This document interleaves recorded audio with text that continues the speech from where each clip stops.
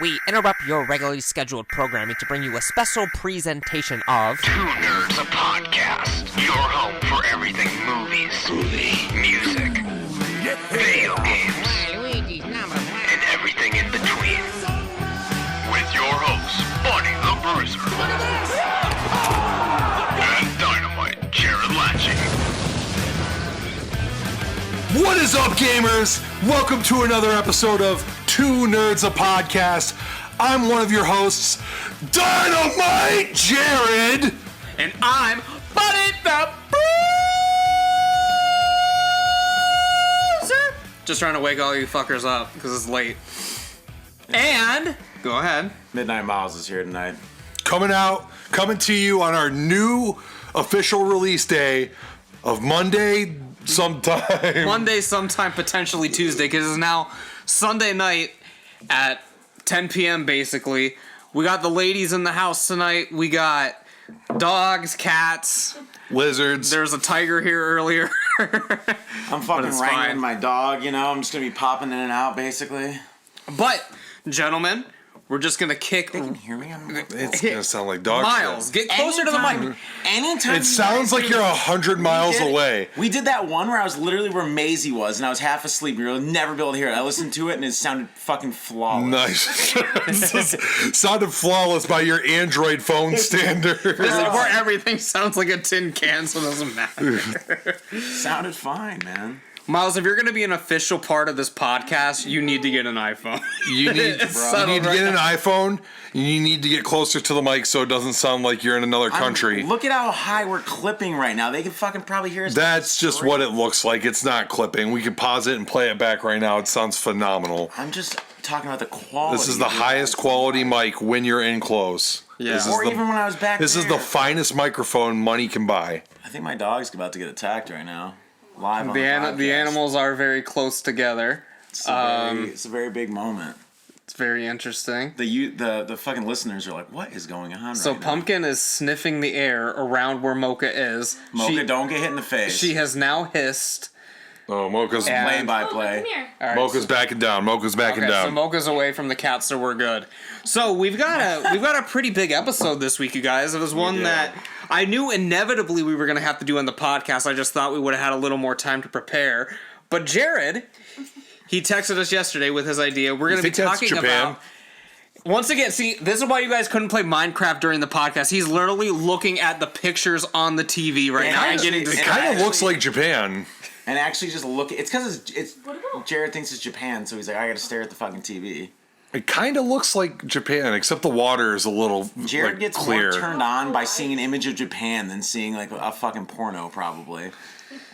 It's like Japan? Just because I didn't fucking whip my dick out and jack off the instant the fucking 9-foot tall lady from Resident Evil Village popped up, like every other simp on the internet, doesn't mean that I don't get horny watching porn. Everyone's seriously on their phones right now looking up those fucking titties right now. Every fucking listener that we have. She's not even that hot. She's just got big tits and she's 9 feet tall. I mean, Jill Valentine is hotter than her. Fuck, Jill is hotter than her. Ada's the hottest though. I'm gonna throw Yeah, Ada's definitely the hottest in Resident Evil history. Resident Evil character. Yeah. But boys, so today we're going to be talking about our top 10 video games of all time. God, this is gonna be. It's a very daunting task, but you know we're gonna disclaimer. These could be subject to change. You know, like right before we went on the air, I was like, Resident Evil Village comes out in a couple weeks, ladies and gentlemen. The list could change at any moment. this whole podcast is actually just sponsored by it. Jarrod has to say it at least 10 more times, or else we don't get the fucking money. Capcom, co-presented by Capcom today. Yeah. Well. Anyways. Top 10 games. So top 10 games of all time. So we sort of talked about this, me and Miles. So how loose are we going with the one per franchise? I'm doing 2. I have to do. There's no way I could do 1. It has to be 2. No more than 2. But See, I think I stuck to the one franchise thing, but there's definitely some adjacencies on mine. Where there's definitely some crossover and stuff that is within the same universe, but it's so separated, like the games are like so wildly different that like, okay, I can understand why that's its own different thing, you know? Mm-hmm. But regardless, I know for a fact that I'm going to be able to accept yours, buddy, and then when Miles says fucking Resident Evil 2 and Resident Evil fucking 6 back to back, I'm just gonna fucking scream. See, mine are all different enough where like it's not like, okay, these two games are basically the same game. Listen, Everything on my list is I will different. take a spinoff. Like that's my rule. Spinoffs, cool. So like Mario fucking Golf to Mario Kart to Mario 64. You know what I mean? Like There's no way I can have a true top 10 video game list without having two of at least one. you just have to pick something else. Just add something else to like what's your number 11 is going to have to take the place of whichever one is the inferior fucking Silent Hill game that you have in there. Fuck. Oh my god. I definitely don't have anything on my list that's like a sequel to another game. Like everything is like you said, like like a Mario. What like my whole list isn't Mario. It's a spinoff. It's a spinoff or something that like maybe there's certain characters that are shared in these different games, but it's not like anything's a direct sequel or anything. You guys are probably gonna hate my list at some points, and at other points you're gonna be like, all right, that makes sense for Buddy. So you're At some points, I'm just gonna be freaking like choking Buddy out, fucking like screaming at him. Fucking it's at the beginning. Dragon Sleeper. Other points, I'm just gonna be dapping him up. That's my boy right there. So a what- true gamer. And then so what you're saying is I have to change my list slightly. yeah, just fucking. You can't fucking put Silent Hill 2 and goddamn Silent Hill Revelations on the same list. Not even a video game, brah. Way to know your shit. Fuck.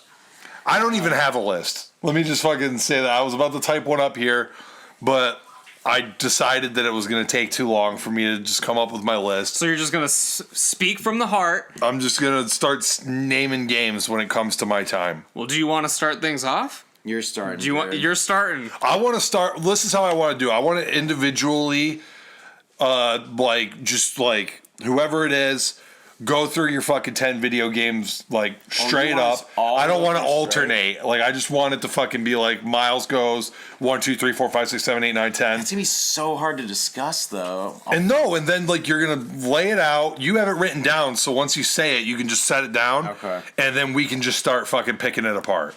Okay, so Miles, so since you are the unofficial third nerd, whatever we're doing here, we will allow you to go first. All right, That's well, not Japan. You are the guest. Let me. You think Alright, that's America? We're laying the ground rules. I'm gonna have to take out one of these, which is like, because they're fucking killing me on this. Buddy just didn't want to pull his phone out yet. Well, no, I mean a big I can thing. go first, but I figured I'd Well, be a now polite host. now I have to. I have to fucking. He's so nervous, ladies and gentlemen. This is the hardest thing he's ever done. After me and Buddy did the horror the horror sequels podcast the other fucking week, and now I'm doing this. Easily the two most important podcasts in my life. Obviously, the pressure's on. You know. My top 10 is just gonna end up being like complete improv. It's gonna be like when I fucking we used to do this thing in drama class that was called Freeze.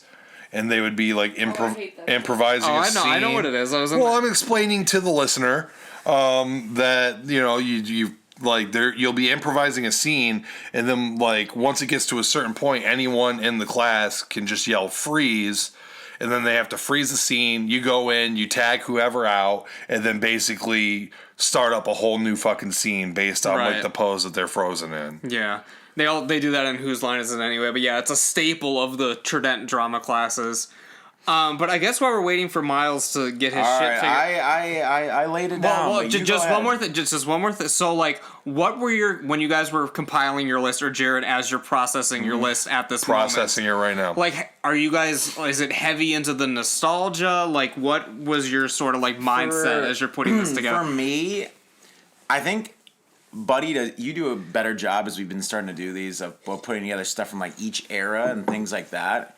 And I think that I would like to do that more, but I also have to be like true to myself, like what I actually love. What are one of my most memorable gaming moments in my life? Like the games that obviously like the best games to me. Obviously, this is my list or your list or Jared's list. Like, so if they happen to be all PS2 games or like that era or something like that, if it's mostly 3D games over 2D games, but like I still have to be true, that's the shit that I love, you know? Right.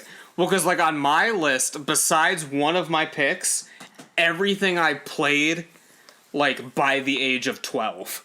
Like, all my stuff is, like, way older. But, again, it's games that I've played a million times since then. Go ahead. You took a big break from gaming for a while. I took a very big... I won't say I took a big break from gaming. I took a big break from new gaming. Because in college, everyone... Like, the PS3 had, like, just come out.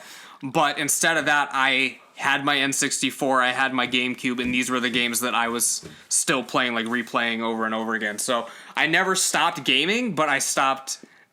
being relevant with my gaming. He never betrayed us, gamers. He stayed with us every step of the way. Never betrayed us. And hey, I mean, I've been playing mobile games all these fucking years. I mean, I'm constantly on a game on my phone. What does Dokkan Battle make my top 10? It could. It's your fucking list. It's literally like a part of my life every day. Right. Oh, and also with my list, I did make a couple cuts because for my top 10, I did it more tailored towards a single player experience just to make it a little easier on myself because again, it's like, oh, well, what Mario Party do I pick? And then if I do a Mario Party, how many fucking Mario games do I want in my top 10? And same with like Smash and stuff like that. It was just like, all right, I'm going to do stuff that was just for me instead of party games, I guess, because it would have been too hard for me. I think that my list will be mostly based around nostalgia, which is how I base most of my lists around. Like, everything is better to me if it's old. So I just I fucking live and breathe nostalgia. What was the first console you had? The first console I had, the three of us, real fast, was the NES, regular NES. Just was like I was born into the fucking regular NES being there, and my earliest gaming memories were like playing freaking Super Mario Brothers 3 and like WrestleMania for NES. Yeah. Miles? Mine was actually Sega Dreamcast. Was the first system I ever had. My parents didn't want us having video games when we were growing up. They wanted us to be outside and active, which I love being outside and active anyways. So, and they wouldn't spend like a lot on like holidays or anything like that. So it was like, video game systems, they started to get a little bit cheaper like as the 90s went on. They weren't like starting out. And it's funny, they got cheaper, but then they also started getting more expensive once it got back up to like PS3 and stuff. But you get a PS2 and stuff like that, like what, within the first year for like $200, $250 or something? Right. And Dreamcast was $199.99, and I wanted to play the new, like, Sonic Adventure looked great, because I played Sonic growing up. My first when I was playing video games, we were playing Sonic at my friend's house, like all the Genesis games, because he had a Genesis, so we played a ton of Genesis games, mostly, Sonic, some Vector Man, if anyone remembers Vector Man. Oh, yeah. Yeah. We played Risk on consoles, fun. Jesus Christ. The battles were hilarious looking on Genesis, but it worked. Looked just like the board game. But Dreamcast and Sonic Adventure was obviously the first game. Well, my first console was an even more obscure Sega console, more obscure than the Dreamcast. My first was the Sega Saturn, because I think it was more expensive than the N64 at the time, and my grandparents didn't really know what they were doing. And they were like, all right, this is the more expensive one, so this is the better one, right? So they got me that, but it wasn't too far after that I got the N64. It dropped before N64, right? Sega Saturn was like 1994, and like it was early. And N64 really was well. 95. But Saturn either way, did really well in Japan. either way, they had both been out for years at this point. Like, I didn't get one till like 97, 98. It's kind of funny because now, like, when you say that, like, you were playing Sonic at your friend's house and stuff, does this even happen anymore? Like back in my day, I just remember clearly my friends always just had better game consoles than me. So I'd always want to go hang out at my friend's house because I could go there and, like, my friend Phil had Super Nintendo. You know what I mean? And I had Well, that's why I said NES, and I was like, I'm going to my friend's house. He's over here playing freaking, like, goddamn Chrono Trigger and stuff, and I'm just like, oh, good, I'm gonna go play Mega Man 2 at my house again. Well, yeah, that's why I wanted the N64, because it was at a friend's house, and like, I'm like looking at my Sega Saturn, I'm like, damn, these games fucking suck. Yeah, right. And then so I was like, shit, I gotta get. Didn't the first like Dragon Ball Z game to ever come to American shores come out on Sega Saturn? I have no idea. I swear to God, Dragon Ball Z, I think it was called like Legend of like Goku or something like that, or like Dragon Ball Z Legends or something like that. Like something. I remember going through, before I ever saw Dragon Ball Z, going through like GamePro magazine and stuff, and seeing back in the day, seeing ads for this game that was on like Sega Saturn. And I was like, oh, okay, whatever, you know. And then like a few years later, like Dragon Ball Z was a thing, and like I didn't make the connection until like way later in my adult life. Right, I did read online that a game came out before like the anime was on TV. Yeah. But Miles, you ready to go? You got your shit together? I'll pull the list up. I have it right here. Mine, I feel like there's going to be a couple controversial picks that I know that you guys, but neither of you have played either of these games, so.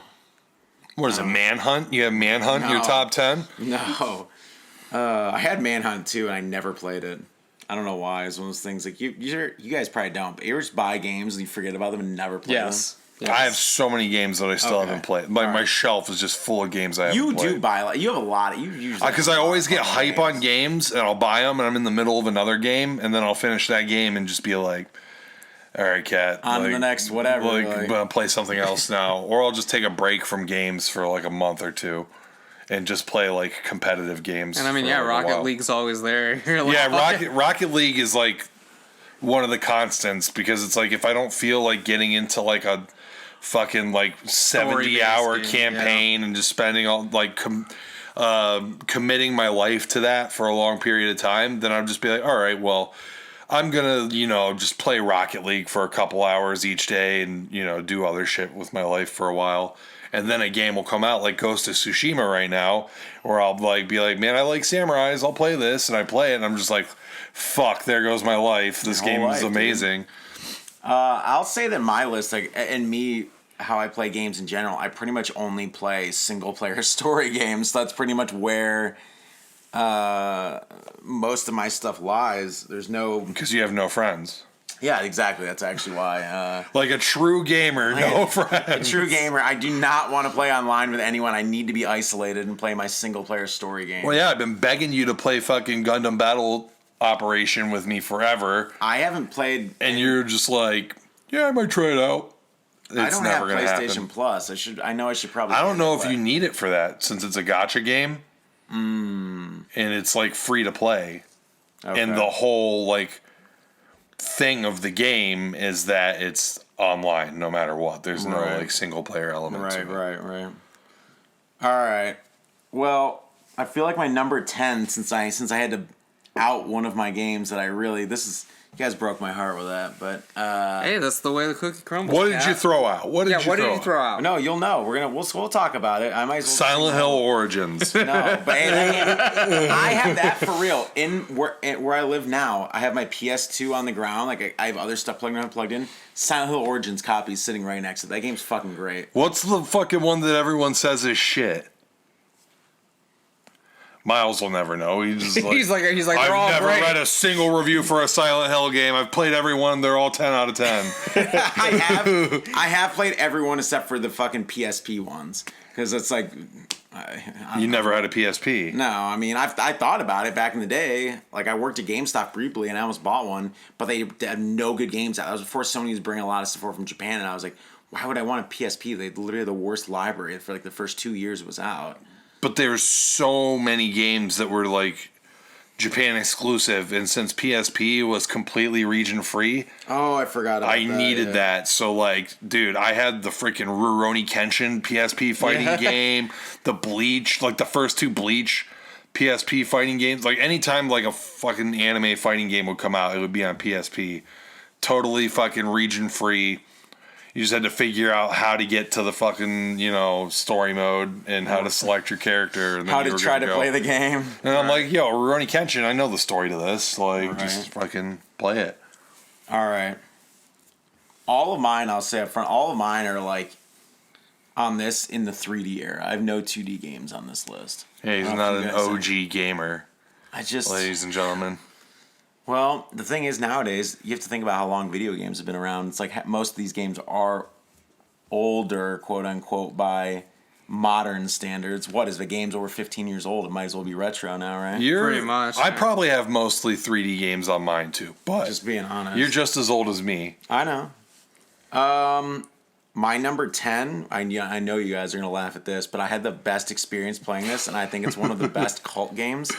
Deadly Premonition. I don't know what the fuck that is. Well, there you go. I don't know what the fuck that is. Well, Deadly Premonition is basically a serial killer meets anime meets Twin Peaks action-adventure game. And it's also super cheesy, super corny, and it's open world. It's probably piss. It's everything that I love about weird fucking video games. And is this the one you added on last minute? Or yes. Who was at Miles' house at the one? Was it you or Ricky? We came to your house and you were literally just playing the fucking worst Western RPG of all time. A really funny action RPG that I got for cheap. It was seriously the biggest Skyrim ripoff I've ever seen in my entire life. The thing is, it was part of a series that came out at the same time as Elder Scrolls on PC. So they look very similar because that was actually called Gothic 4. It's part of the Gothic series, but when they put it on console, they called it Arcania.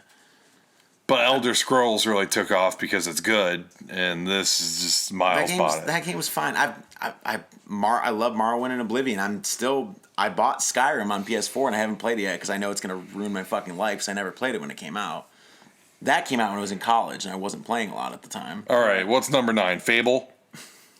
God damn. Wow, who likes Fable? Does anyone who thinks Fable? Listen, when Fable dropped, everyone was like, "This is the greatest game I've ever." Yeah, I know played. a lot of people at the time, but it's one of those where no one talks about it right now. Right. Because that came out before Skyrim. So Morrowind was out already. I played Morrowind on original Xbox, and I remember gamers, great. OG fucking gamers. I never played any of the Elder Scrolls games, but I knew that real gamers were playing Elder Scrolls and that they knew that it was the shit. Morrowind, but it didn't cross over until mainstream until Oblivion. Oblivion was 4, yeah. But was that really mainstream? Because when Skyrim came out, when Skyrim came out, it was suddenly it was fucking like Halo or something. Well, all right, this is how I look at it. Morrowind was a bunch of fucking nerds playing on an Xbox like me. Oblivion came out, it was everywhere because that game looked better than any game that was out at the time. It was the best looking console game. I remember playing it on PS3, or I played it on Xbox first, Xbox 360. Then I played it on PS3.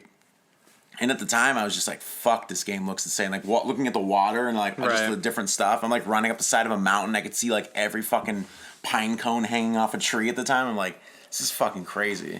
The detail in the fights, people would run up to you and you'd be melee fighting them. But you're number 9. Number 9, Time Splitters 2. Okay. Fuck. Greatest. Fuck it. Yep. Pat on the back right there. That was good. I like game. Future Perfect more, but that's all good. It was hard. It was a really big toss-up for me, but I think I like the story mode a little bit better in fucking Time Splitters 2. Even though it's hard for me to remember it at the moment, but based on my memory. That's a multiplayer shooter. It is. By the way. It is. But that was back, I would play that game alone and remember you could put 32 fucking people on a map? Yeah, so you just sat there and fought 32 bots? Yeah, of course. Fuck, get some friends, bro. You had Dan Lacey. You didn't have an Xbox. No one had an Xbox. But they could come over and play split screen with you. Some people did. I know that Dan did. Fuck Time Splitters Online. I've never done it. I'm never going to.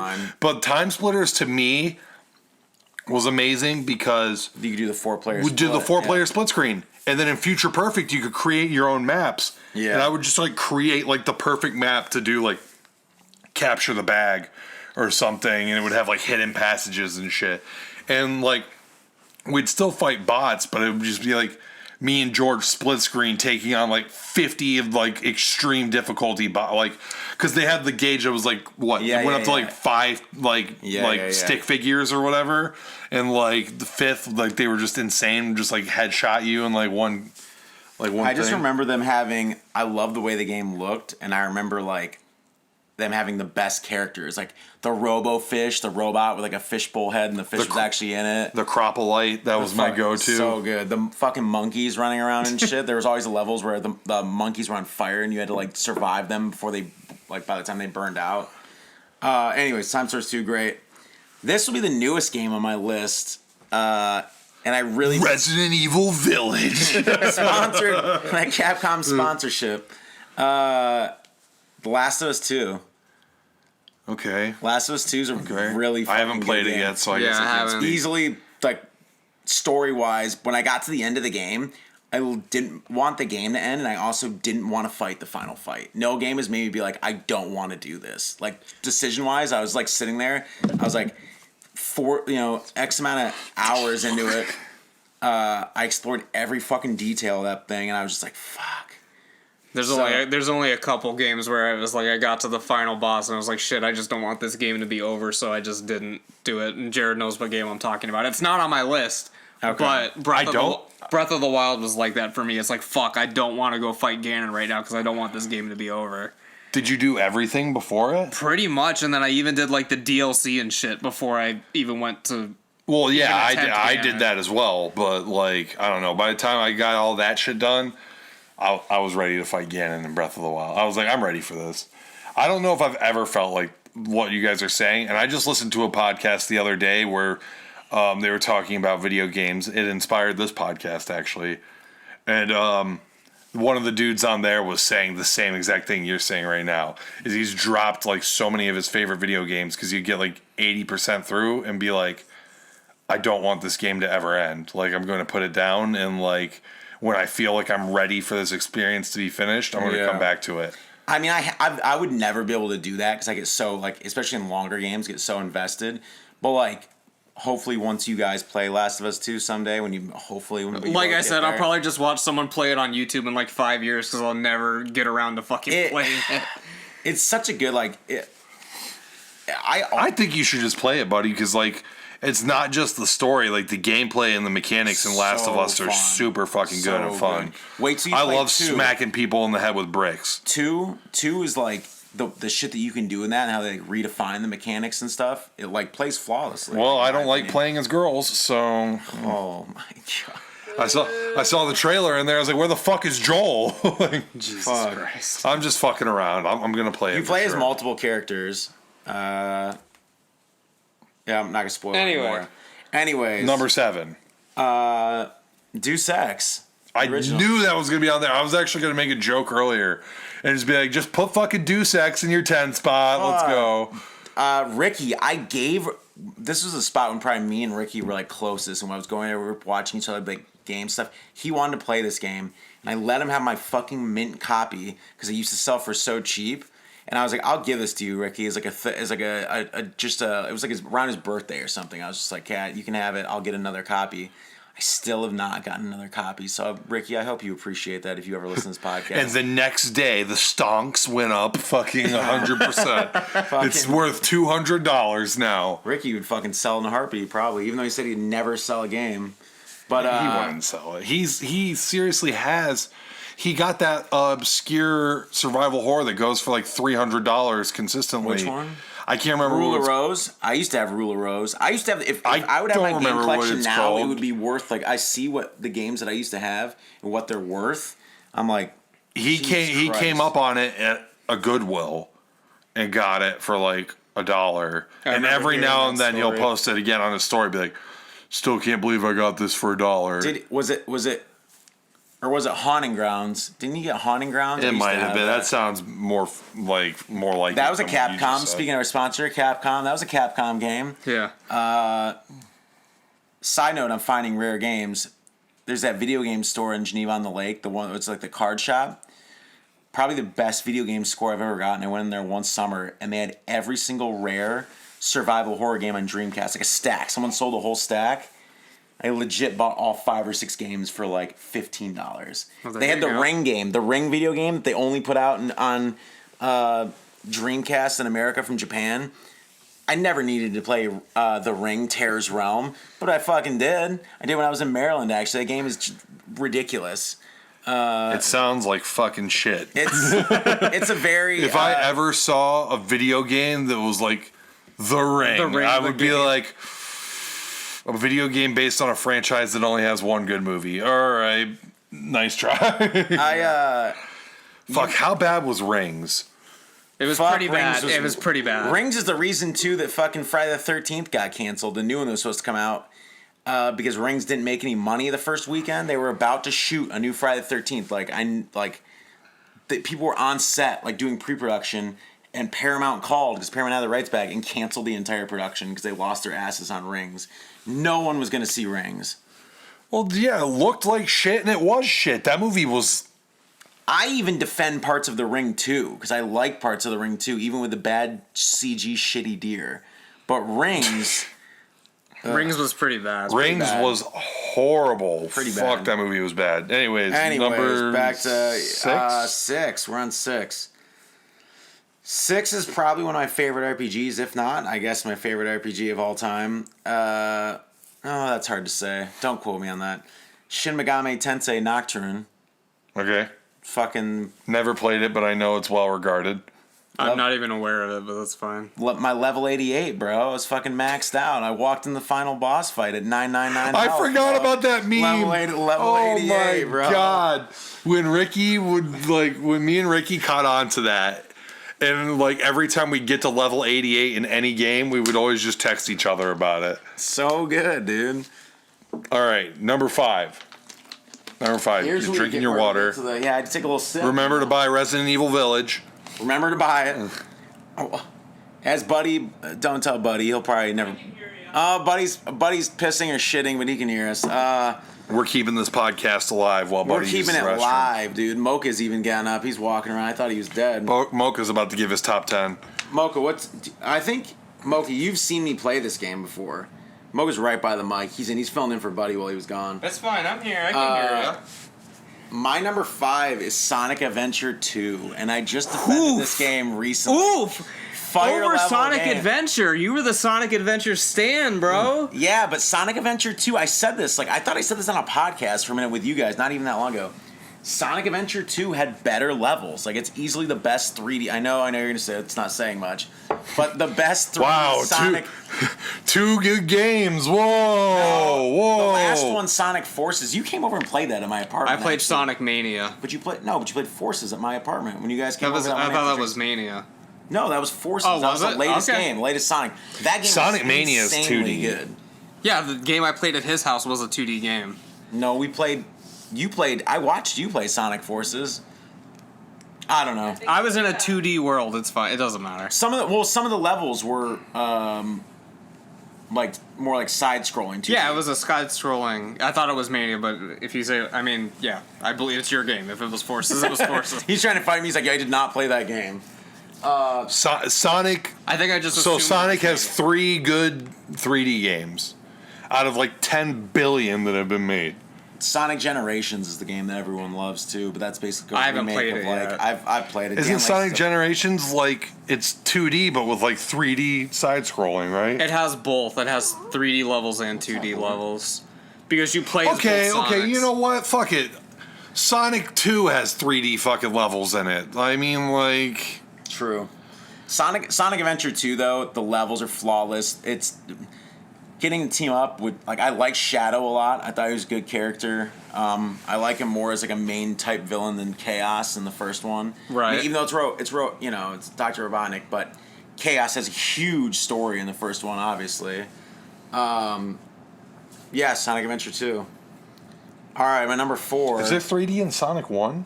There is. That there's that one bonus stage where you're running through the. Well, that's what I'm thing. saying. I mean, That's in what he was Sonic, talking about. in Yeah, I Sonic played 2, it's like that as well. I think, yeah, in Sonic 1 is the one where you're just on that basically a small planet. Yeah, and yeah, you have to go through and get all the fucking red circles and or are they triangles?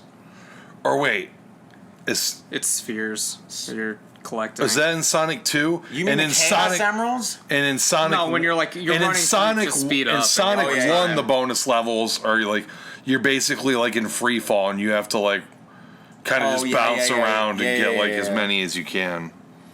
Okay, and then Sonic 2 is when it goes 3D, when you're going through the thing. I'm pretty sure. Number 4, Knights of the Old Republic. Okay. All right, One of the Alright. best, probably my favorite action RPG of all time. Especially, over KOTOR 2. oh yeah, Knights of the Republic 1's better. Knights of the Old Republic 2 has a super interesting story, but KOTOR, man, the first one. They're finally making number 3, I think, after they made the Old Republic that no one played, the Right. online one. All right, my top 3. This should be pretty obvious from this point on. Number 3. The franchises, at least, yeah. Number 3, Silent Hill 2. Obviously, this is the game that I was talking about punching my leg at 4 a.m. and screaming because I died, like, in the second Pyramid Head fight. Game's just fucking flawless, though. It's literally that was the first game I played where I was like, wow, gaming and storytelling and gaming is like next level. Because it came out in like 2001, and like the cutscenes and like I thought I was like literally watching, not just because the cutscenes, but like how the story was written and the dialogue. I was like, damn, I feel like I'm like watching like a really good horror film right now. Like it wasn't like a fucking Jill sandwich in Resident Evil or something. Like, Yeah. Number 2 is the original Shenmue, but I feel like that, you know, my top 3, I've spent many hours playing these games. And So the original Shenmue, not Shenmue 2? I would put the original Shenmue on there because I think it's like... Because you're in 80s Japan instead of China. Yeah. There it is. And it just the way the storytelling and the fighting... The same reason why everyone likes Yakuza 0 more than all the other Yakuza games. I gotta play Yakuza 0. I have it. That's on my list for this year. It's supposedly the best one in the entire series. Well, obviously my number 1, Resident Evil 2, the original. I thought you were going to go down a dark road here and say the original, like the very first Resident Evil. No. I only have to say, that's the only thing that sucks now. I have to be like, when I was writing the list, I was like, do I write Resident Evil 2, 1998 or whatever when it came out? And then I was like, no. I was like, they'll know I'm not saying remake, but like, now that I don't know. Remake, I don't know if I would know because honestly, I think I might like the remake more. That game is so insane. That's a pretty flawless game. Yeah, we talked about that earlier. But 2, Resident Evil 2, I've beaten all 4 things. I never beat the game as Tofu, or the Tofu mission. Did you know you could play as a block of tofu in Resident Evil 2, the original? That's literally a mission. You've never seen it? It looks hilarious. You're a giant block of tofu running through the fucking game area. No, I've only ever, like, the first 3 Resident Evil games, I've only played through once. Well, you played Resident Evil Lakes. I remember I kept telling you for years, I was like, play the Resident Evil games, play Resident Evil games. And didn't you get 6? And 6 came with downloads for, like...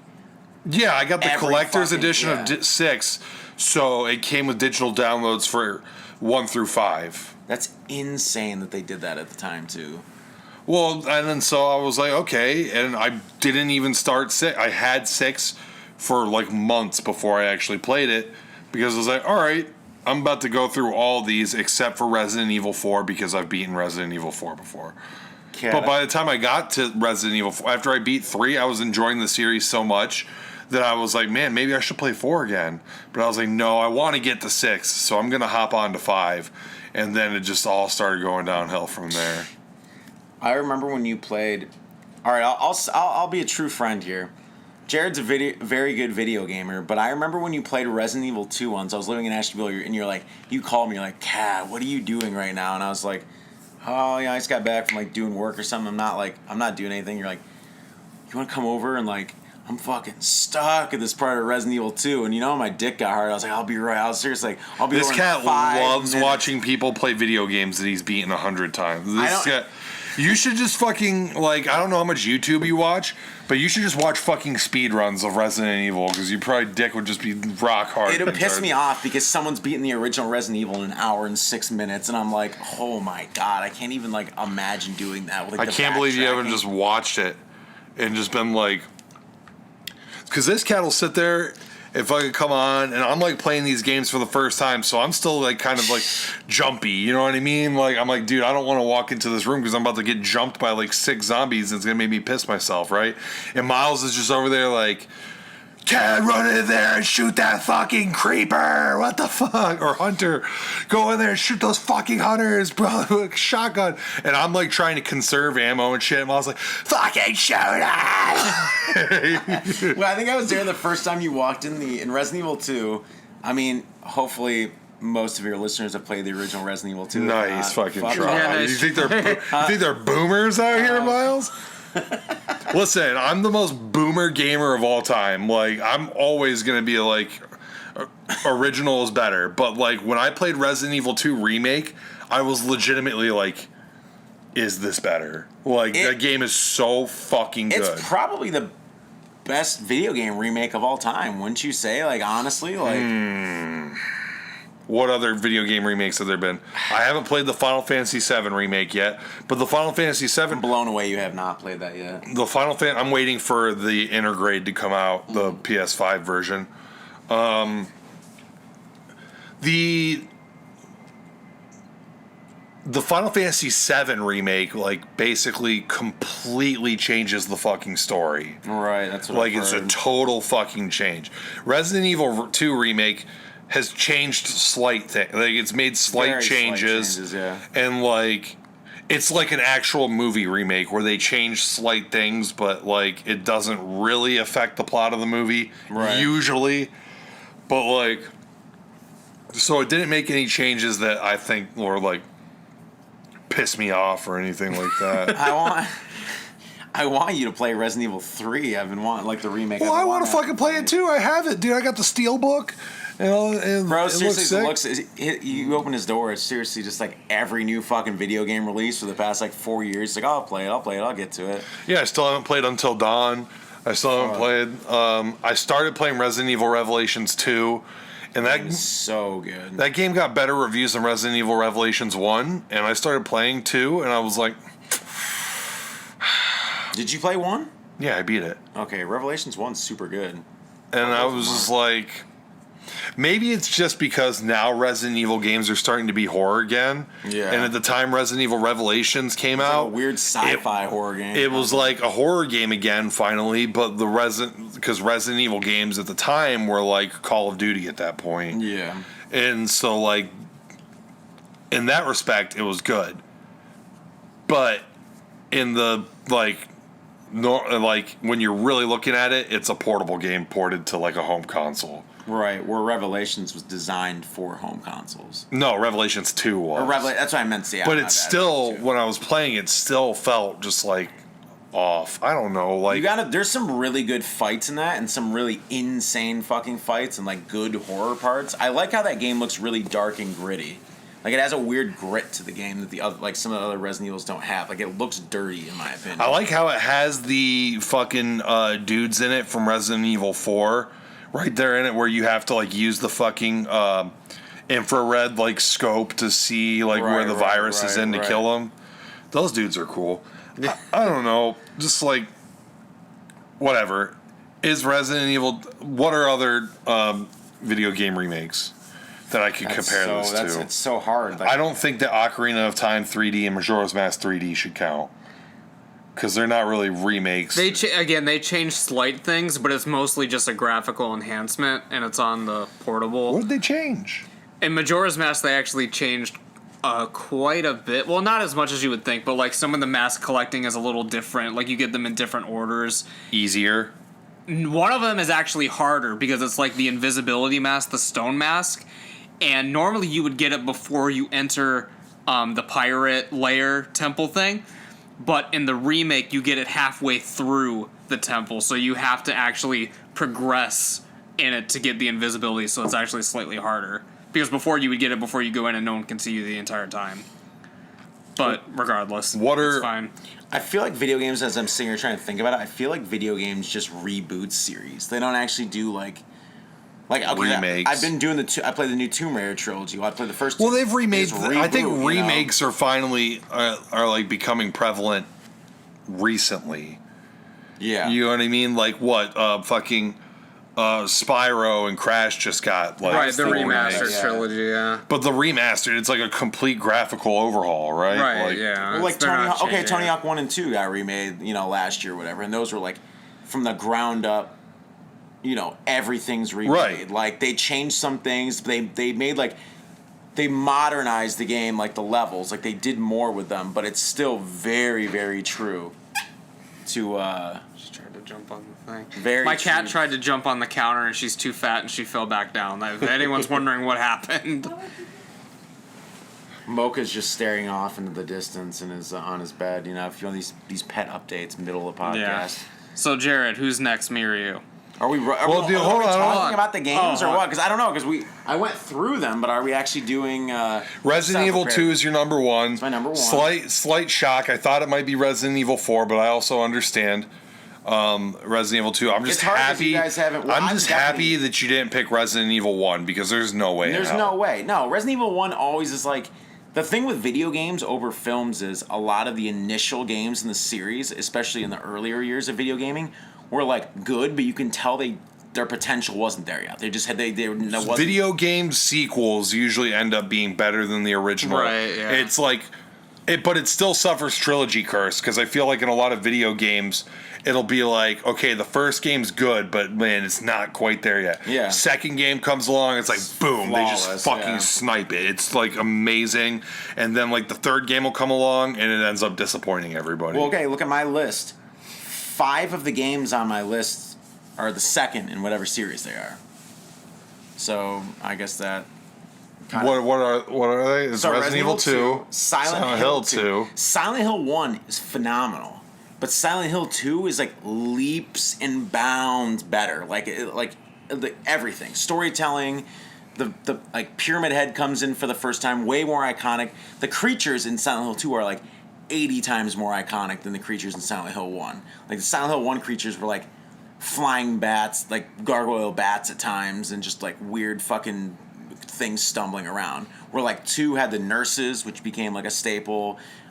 Pyramid Head, obviously, like basically the fucking mascot of the Silent Hill series. What else? Like basically a lot of like floating witches, ghosts, like the same. Just like I don't know, some of the iconic monster fights, and I think it's Silent Hill 2. A lot of people love Silent Hill 3, but Silent Hill 3 is not a better game or story than Silent Hill 1. Or Silent Hill 2, excuse me. But Silent Hill 3 is actually the sequel to Silent Hill 1. So I think people, they like to go off that too. Sonic Adventure 2, I just think Sonic Adventure level, like, all the little errors in Sonic Adventure, like, I wish... There's no Big the Cat. There's no Big the Cat. Fuck, speaking of fishing missions, I know we all love that, but, I miss the adventure zones, didn't they call them? Or, like, the areas where you explore. Where there's actual adventure, yeah. Yeah. Like, it's not a level, it's an overworld where you're going to the different places. But... Sonic Adventure 2's levels are just so much better, and so are the boss fights. Like, they just learned how, like, it's just better. Last of Us 2, I feel like anyone could be... It really depends. I didn't think when I was... Like, I don't know. Last of Us 2 starts so good. Like, in the first 45 minutes, you're like, wow, I'm hooked. Like, that game, like, especially if you've played the first one, so much happens in the first hour, and you're like, I'm in. Like, I'm so in. Like, I'm ready to do this. And it just... For how long that game is, for a third-person action adventure, it just hooks you at, like, the right times along the way, so you keep wanting to move forward. Like, it gives you motive. It gives you a lot of motives to want to keep going forward. And I said, like, the end. I got to the end of the game. You think, okay, Last of Us 2, you think it ends 3 times. Like, there's points where you're like, the game could end. The game's over. No, it's not. It's going to get even more fucking extreme and ridiculous. And then once you get to the final ending, you're like, oh, okay. And that's what I said. I'm like, it's not that I didn't want the game to end, but I didn't want to do what the game was asking of me.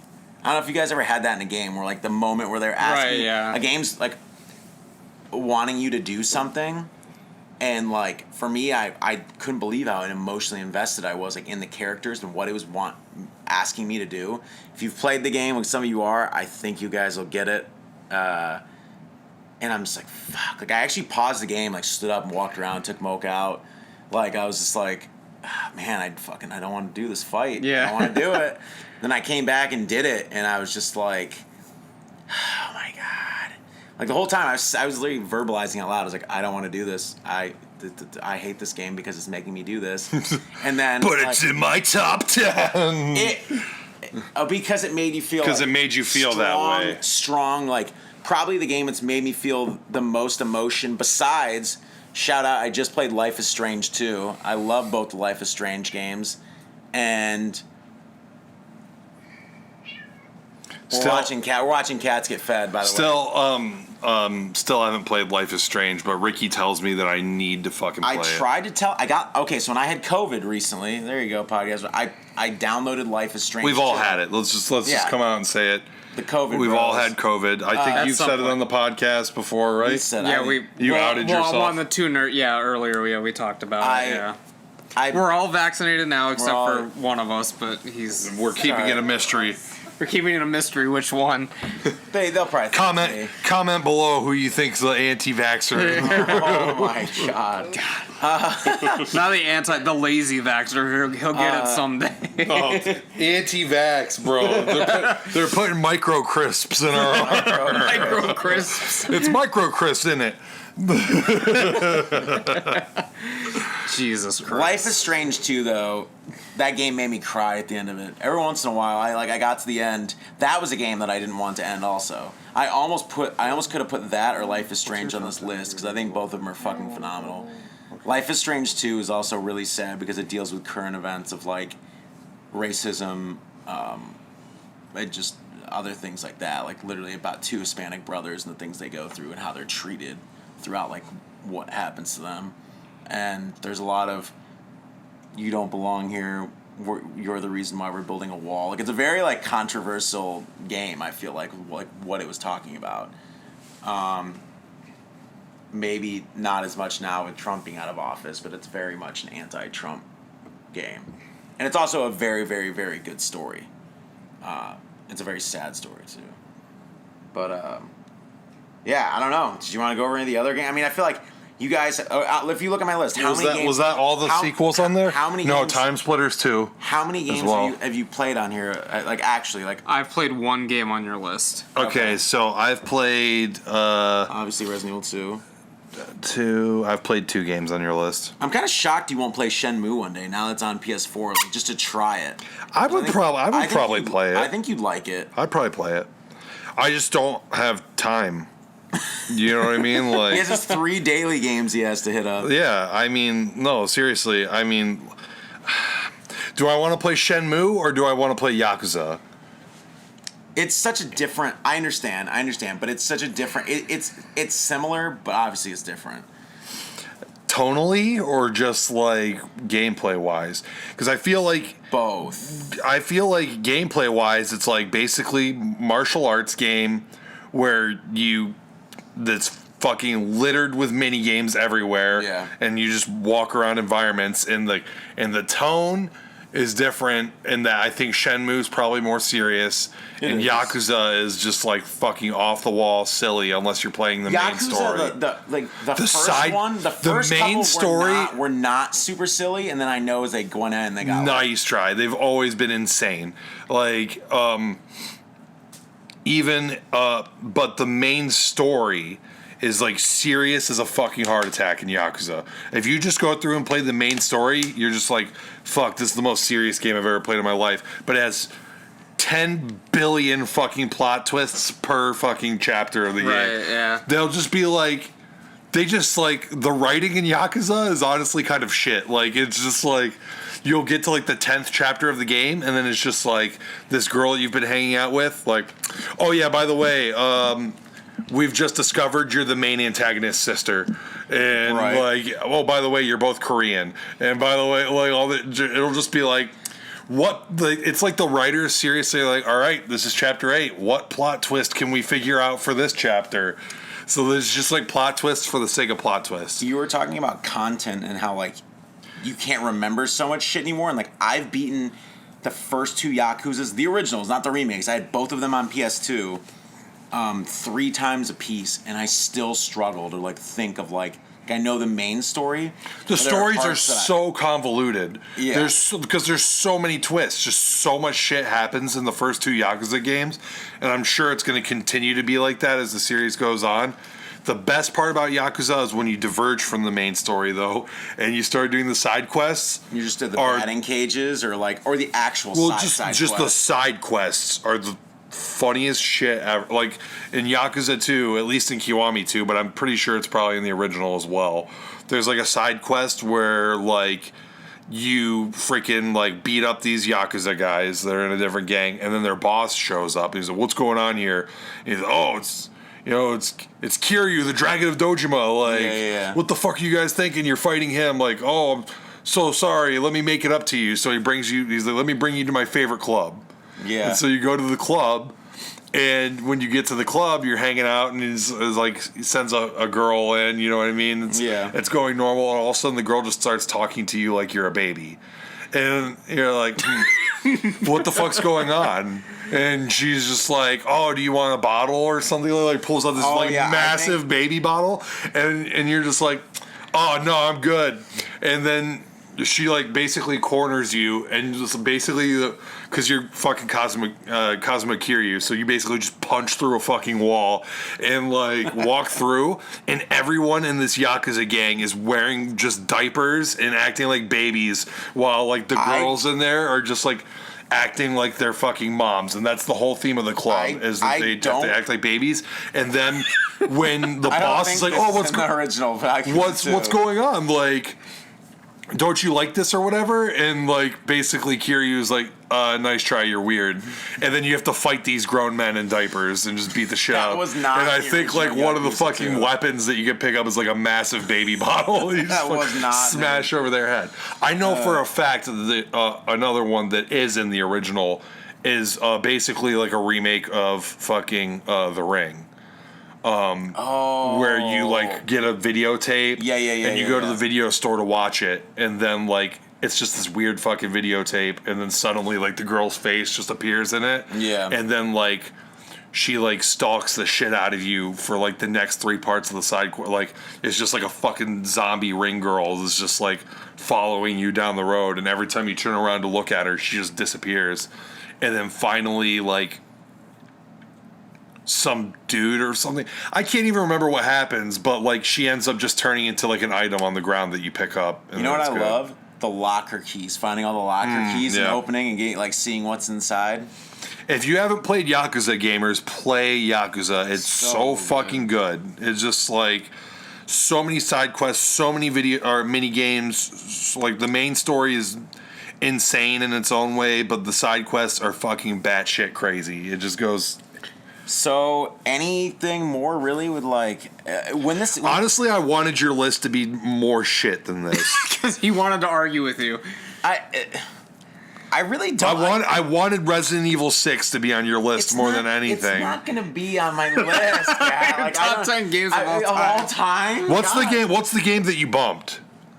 Resident Evil 4, because you guys are fucking cucks, dude. God, that would have been on my top 10 in a million years. It's literally one of the best games that's ever been created. It's definitely better than Deadly Premonition. Well, I wasn't going to put it on there, but I got fucked. Literally, if someone came up to me... fucking fisted. If someone came up to me on the street, because I really do... my top 5's hard, because I could put Resident Evil 4... It's hard. I feel like my top 3 are, like, my fucking games. Like, I don't know if you guys will probably feel that way too. It's so hard to like. So is this in a definitive order? Aside from I feel like everyone's number 1 is going to be their number 1. I feel like for me this is a pretty definitive order. Like if like I could probably move some stuff around on the given day. Is Resident Evil 4 handcuffs are off now. Okay. Resident Evil 4 is back on your list, okay? But also, are there Silent Hill games that you need to throw on here? Are you pumping anything else off? Silent Hill 2 is because all the other Silent Hill games are great in their own way and they're different, but they're all of them. The remake, okay, they did Shattered Memories on a Wii and they ported it to PS2. It was one of the last PS2 games. Shattered Memories, I get what they were trying to do. It was entertaining and there's a really great twist at the end, but it's not a great remake. And it's probably the weakest Silent Hill game. Yeah, I think I heard that it was shit. If you really like the series, play it. What about PT? I never got to play PT. Didn't you watch me play it? I think I wanted to, and we know because you have it still downloaded. It's the scariest fucking thing I've ever played. It was fucking horrifying. I never want to play it again. Apparently, Sony got the rights from Konami because Konami's too busy making pinball machines and doesn't want to make any money besides fucking Metal Gear Solid's only game. Damn, Konami fucking be a real company like Capcom, Resident Evil Village, coming soon. Coming very soon. If they would have just made Silent Hills, bro. But apparently, with Norman Reedus, bro. Such a weird trailer. When that came out, I was like, I don't know how I feel about this. But apparently, Sony's developing 2 Silent Hill games right now, and one of them will probably be the reason why I buy a PS5, because it'll probably be a PS5 exclusive. So I'm waiting for them to announce that. I've been because it's been leaked by like multiple different people that are like I don't know their names, but like the video game leak guys, like pretty much all their shit's like right. Like eventually it's like the rumors usually come out to be like pretty much true. But apparently there's 2 Silent Hill games being made right now. So I'm assuming one will be announced this year, since we're still so technically early in the year. Do they even do E3 anymore? Yeah. Okay, but like half the people don't go anywhere because nobody. Well, a pandemic. That's what I was asking. But no, people still go. The problem is that there's too many other events. No, E3 used to be covered heavily on G4, and I would watch it on G4, and that's how I knew. Would suck it like that's how I knew like everything. monthly. Now E3 happens, and they announce a bazillion games. It's just you don't really notice it. You just kind of notice trailers coming because it's just on the internet, and only like the freaking like young gamers can still keep up with this shit. Like Cyberpunk was announced at E3 like 2 years ago, and like that was a huge deal. So I feel like some games now they admit like Sony has its own press conferences. Sony saves its biggest titles for like whenever they do that big Sony press conference. You know what I mean? When they have like, the full thing online, and like the Tokyo game shows become, even though it should be like it's now like more covered in the West, where like a bunch of the Japanese game like companies, probably like Capcom, save some stuff for that. Like they just don't even bring shit to America anymore. They're like, the world's so everything's so internationalized with the internet and things like that. You don't have to have like, oh, I got to go to this American game show and promote this. I got to do this. Like, it just drops and it's fucking, the whole world knows about it in like a day. I don't know my list. Otherwise, you can go on to your guys. But like, was there anything that was like super surprising? I mean, some of the games, because you guys have Deadly Premonition. We're gonna watch. I want to see your guys' face. We're gonna watch a trailer when we're done with the podcast. Oh my god! Just imagine the wackiest fucking B movie ever. The guy has multiple personalities, the main character. So when you're driving around, he's quoting films. He talks about like how much better Superman 2 is than Superman, like the 80s one, and why. He's basically just quoting pop culture shit the entire time he's doing. Kind of like a normal opinion? I think, but it's funny because the game the whole time. All I know is that Superman 3 sucks dick. I've only seen it once. That's not the right term. Superman 3 sucks. Okay. Yeah, there's nothing wrong with sucking dick is definitely fine. Let me tell you, my office manager the other day, we were talking and about sucking dick. We were actually talking about tits for a second. Well, of course. I mean, it's Midnight Miles. And he said, I don't understand what makes. I'm Midnight Miles. I don't talk about dick. No, I talk about tits. Well, come on now. We were talking about an old former employee who got paid to just put her tits on Snapchat while at work and cut vegetables. And what does that even mean? It means what you think it means. Does anyone play Leisure Suit Larry? Oh wow, we're going back with that. And he goes, I don't understand what makes a good pair of tits. And he goes, well, and they go, tits are tits, right? They're all good tits. And I'll tell you. Miles breaks out the fucking tit handbook, just on him at all times. He's got hardcover edition, like. And I'm like, no. And my other, my regional manager was actually staying right next to me as we're talking about this. And she's like, no, there are tits are different. There's a lot of different tits. And I go, yeah, just like dicks. Not every dick's the same. And he's like, well, yeah, I would know I'm a connoisseur of dick. And I just love being told that while I was at work, that someone's a connoisseur of dick. So I just want to throw out, we appreciate dick suckers on this podcast. Anyway. Little side story. That was our side quest. There was a little video game reference there. I went on a little side quest there, right in the middle of the main story. To everybody that's out there listening to this right now, sucking dick as you listen to this, we appreciate you. Keep up the good work. Sloppy, what is it? Sloppy Toppy? Sloppy Toppy. Yeah, there we go. You sound like a boomer saying that. What's the word? Me and Jarrod are basically old as dirt. We're transitioning into the next. I knew what Sloppy Toppy was. Of course you did. Well, because I hung out with Steve and he would say fucking top like all the time. So, Yeah, if you're out there sucking your boyfriend's dick while he's playing COD, getting those headshots, like, we appreciate you. You're doing God's work out there. Anyways, let's move on from my list since you guys haven't. I love these are, again, the newest game is Last of Us 2 and the oldest is what? Resident Evil 2. During this conversation, I actually switched one of mine out. Wow. But that had nothing Insane. to it had nothing You saw to do with, how embarrassing Miles' list was. It had was like, I need to adjust mine. Jared's like, oh, your list was it had nothing. Fuck, Miles has decent taste, I guess. Well, most of the games I haven't even played, I just know that they have good reputation. They're like KOTOR. Yeah, KOTOR is... Even though I was pretty sure it was kind of just like known that KOTOR 2 was better. Oh, no. A lot of people like KOTOR. KOTOR 1's story is like more full, and the shit that happens is just better. I will say KOTOR 2 has the biggest cock tease ending of like any series. I was like, as a kid, I'm like foaming at the mouth. That was one of the first games I actually pre-ordered because I saved money for like months. Like I didn't have an allowance. Like I did things. I went to GameStop. It came out when I was like 14 maybe. Pre-ordered on X. I'm sitting there. I go there the day of. That was one of the first times I ever went to buy a game day of. Get home, throw fucking KOTOR 2 on. I was, hooked the whole weekend. Played 30, 40 hours, whatever it was. Gets to the end of... I'm scared. Stop. He's all right. Just Mocha's talk. asleep. Well, It no, was fine. she's gonna notice. And I remember that ending. It just ends, and I'm like, okay, when's the third one coming out? You hate that with like games sometimes. You play them so fast, you're like, okay, the next game's not going to be out for 2 years. Or besides with like KOTOR, fucking 18 or some years or something. But anyways, I like, KOTOR 1 more, obviously. So one of you guys, I feel like we can talk about all the games after. Here's a genuine question, you guys. This has already been over an hour. How long is this going to be if we do 3 top 10s in one episode? Because we've already been going for like an hour 15. We could always break kayfabe and stop when no one will notice and then come back to it. Oh, wait, you guys have to have the episode out, don't you?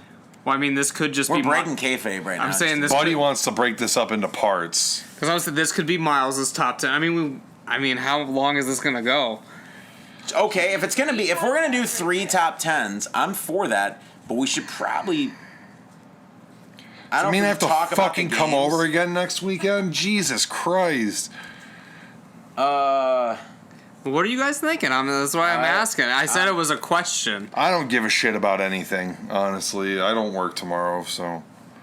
She does, but she's already fucking asleep. I do. I gotta get back eventually, but I work. I mean, I'm fine. I'm just saying, like, how long... I mean, this could be like a 4-hour show. Like, we're breaking kayfabe again. You better It's fucking edit 11. this out of the podcast. This is like fucking gonna be 10 minutes of us being...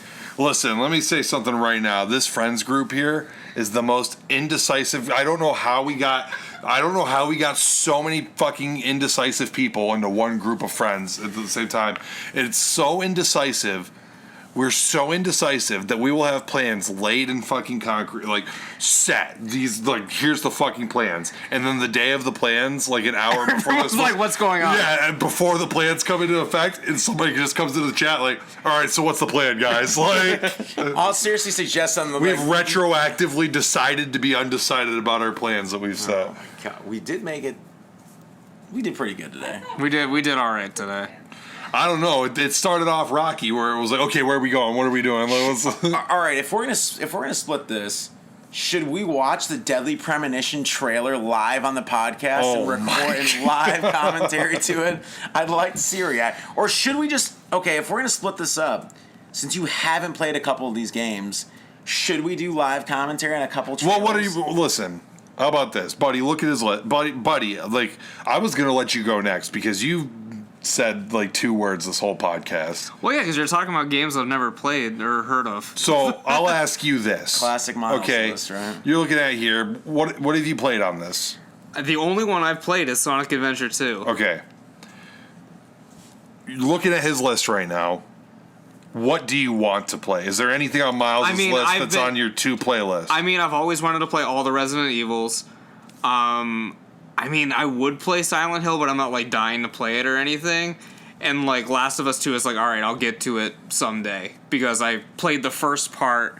I started Last of Us 1, and then that's when I discovered my car was hit, so then I never picked it up after that, because I was just like in the middle of a thing.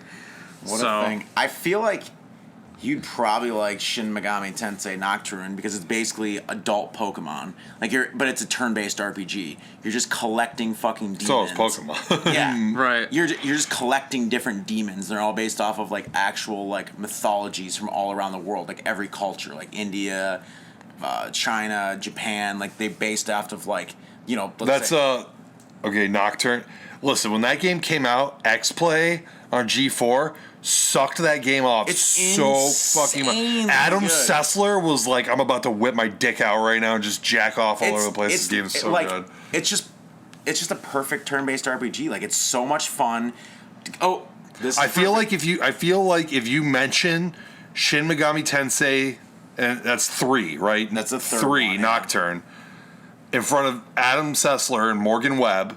Oh my god! I seriously feel like the entire room is just gonna be flooded with fucking pussy juice, and Adam Sessler is just gonna be floating through it on his erect cock. That's how much they fucking love that game. Don't edit any of this out. I swear to God, on X-Play they would absolutely refuse to give games perfect scores, and I would watch this fucking show all the time because I was obsessed with G4. I remember. And this game fucking came out, and like they were just like, this is the easiest fucking. I think their perfect score was 4. Like I think they went on a scale of 4.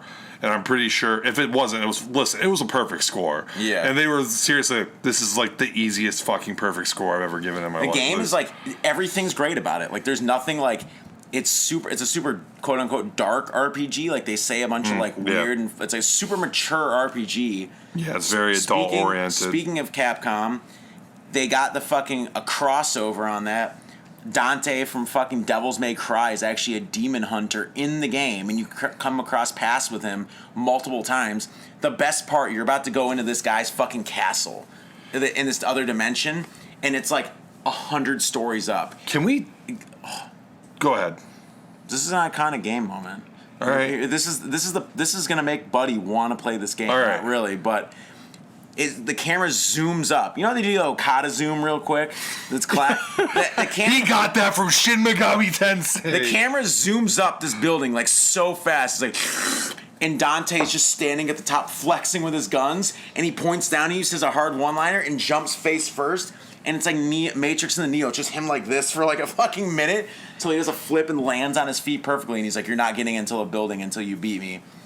Such an insane fucking boss fight. And what, you capture Dante as like a demon? You just like ally? No, you just beat him, and he like basically is like, all right, you're worthy or whatever, and then he just like fucking says some hard one-liners and walks. And those are by Atlas, right? That's what it was. That's so a big deal that that Capcom I don't know at the time if there really had been any crossover stuff with games. Like this was before the Sonic and Mario stuff came together. Like this was like a big it was on a sticker on the box of like featuring Capcom's Devil May Cry's Dante. I don't know. Anyways, that game fucks hard. Can we talk about Devil May Cry?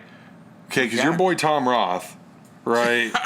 I'm sure. Okay. Your boy and mine, I guess. I like Tom Roth. He's a good dude.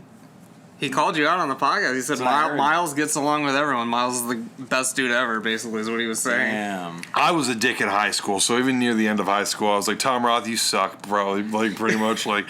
But I used to go to his house, and this cat would just be playing Devil May Cry. And that series spawned, 7 sequels? Well, they kept remastering or redoing. Like, I swear to God, there's 3 different releases of Devil May Cry 3 on PS2. And one of them's just an even harder edition of the game. Like, they made the game 10 times harder. I'm like, why? Like, not even, what are you doing? What was the big deal? Did you ever play any of them? Yeah, I played them, and I played it, and I was just like... I played the third one for even a as a couple kid, hours, I was playing it, and I was just like, what the fuck? I played one. This is it? I played this and God of War way after they came out because the hype was so big. I just don't think that I ever got into that 3D hack and slash. Action, I just couldn't get into that shit. I would play Genma Onimusha. Oh yeah. And that's probably the one I played the most because it was the samurai motif, and I would just listen to Mushroom Head and play Genma Onimusha. Hell yeah. Like, that's some of my earliest gaming memories. It's like me and George would be in my room just listening to fucking Mushroom Head Super Buick and just fucking like killing demons in Genma Onimusha. Jared's yelled at me before, so we're calling out on the podcast right now. You yelled at me before because I played like an open world action game that like didn't have a lot of story. It was all dialogue. The story was like boring, but the game was fun. And I was like, yeah, I'm listening to some music over this. And you're like, you're listening to music over a video game? Like, you literally called me out. Listen, no, Genma Onimusha is not shit, and all the stuff is fucking...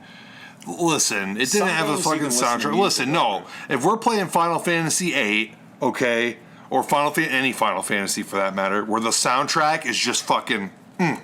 chef kiss. Like, you gotta have the game audio on. And I don't really do this anymore unless I'm playing like competitive games. And what I'm talking about right now is like 12-year-old me playing fucking Genma Onimusha. I know. And like not knowing shit. Like I used to fucking play goddamn System of a Down while we'd play Time Splitters like scripts. Yo, Time Splitters would be like the perfect game to throw fucking music on, especially because I played on like I think I played Time Splitters on PS2, but I have a brand new copy of Time Splitters 2 on Xbox. I don't even have an Xbox. I need one. I might KOTOR, my Shenmue 2. I think I have one sitting around my house. I don't fucking... Fuck. I was gonna mod it, but... Dude, I have a 360 didn't you mod one of them? Wasn't there one? Who's Ricky had one that was a modded one, and he brought it over to my house and just kind of left it there for a long time. I remember playing fucking Galaga on that. And me and Shane would play Burger Time on it. Best fucking game Burger Time. ever. Burger Time should be on all of our top 10s. Just rework your top 10 right now. Can I tell you guys something genuinely right now? I was talking to my wife earlier today about whether or not I could put Burger Time on my top 10. Because I used to play it at the arcade all the fucking time, bro. Burger Time's that shit. It's so fucking good. It's so good. I kind of... It's also the hardest fucking thing I've ever played. It's so hard. Look. It's so... I can't get past, like, the third stage. How many... You only get, like, 3 salts that you can use? I need, like, 10. Right. I actually have that egg is, like, coming for me, and I'm like, fuck, I need to throw salt I in have this a mini thing. arcade cabinet of Burger Time upstairs right now. Oh, really? Yes. Fuck. I fucking love that game. I think the furthest I've got was level 3 too. I think I saw Shane or Aaron Schwartz get to like level 4 one time, and it was just the most hype thing I've ever seen in my life. And they literally just got jumped by like all the fucking food. Like get to level 4, like instantly get jumped. Like it was hard for me not to put a Tony Hawk game on this, like the end of my list for like nostalgia. But it really, if I was doing a top 15, one of the Tony Hawks would get on that. That's tough. And for me especially because like if I had to pick a Tony Hawk game, it'd be Tony Hawk's Underground 1. Fuck, Underground 1's great. But do I like Tony Hawk's To me, like if I'm not saying either of these are on my top 10. No spoilers for my top 10. But just like the franchise thing, I feel like if you're gonna have a skateboarding game on there, you can only have one fucking skateboarding game on there. Yeah. Right, yeah. And like, is it Tony Hawk's Underground or is it Skate 2? I knew you because fucking Skate 2 is like the best fucking game I've ever played in my life. That's like the first game I platinumed on PS3. I remember. I've heard this fucking the platinum experience. I just went insane on that game, and then I got so close to platinuming Skate 1 as well. But there's one mission with Rob and Big, and you have to do like a freaking like primo, like a hard flip out of like a primo or something like that onto like a ledge. And I'm like, fuck, of course Rob Deerdeck wants me to do the stupidest fucking trick of all time. Yeah. This is fucking Chad Muska right here trying to fucking get me to do this stupid shit. Like, no, because it's not Tony Hawk's Underground 1. Louder than a Metallica concert in there. That's like the only line I remember from that fucking game. I never played much of the Skate games because I played so many. By the time Skate came out, I was like, fuck, I'm like 7 Tony Hawks deep, and I was so into the arcade style of playing that.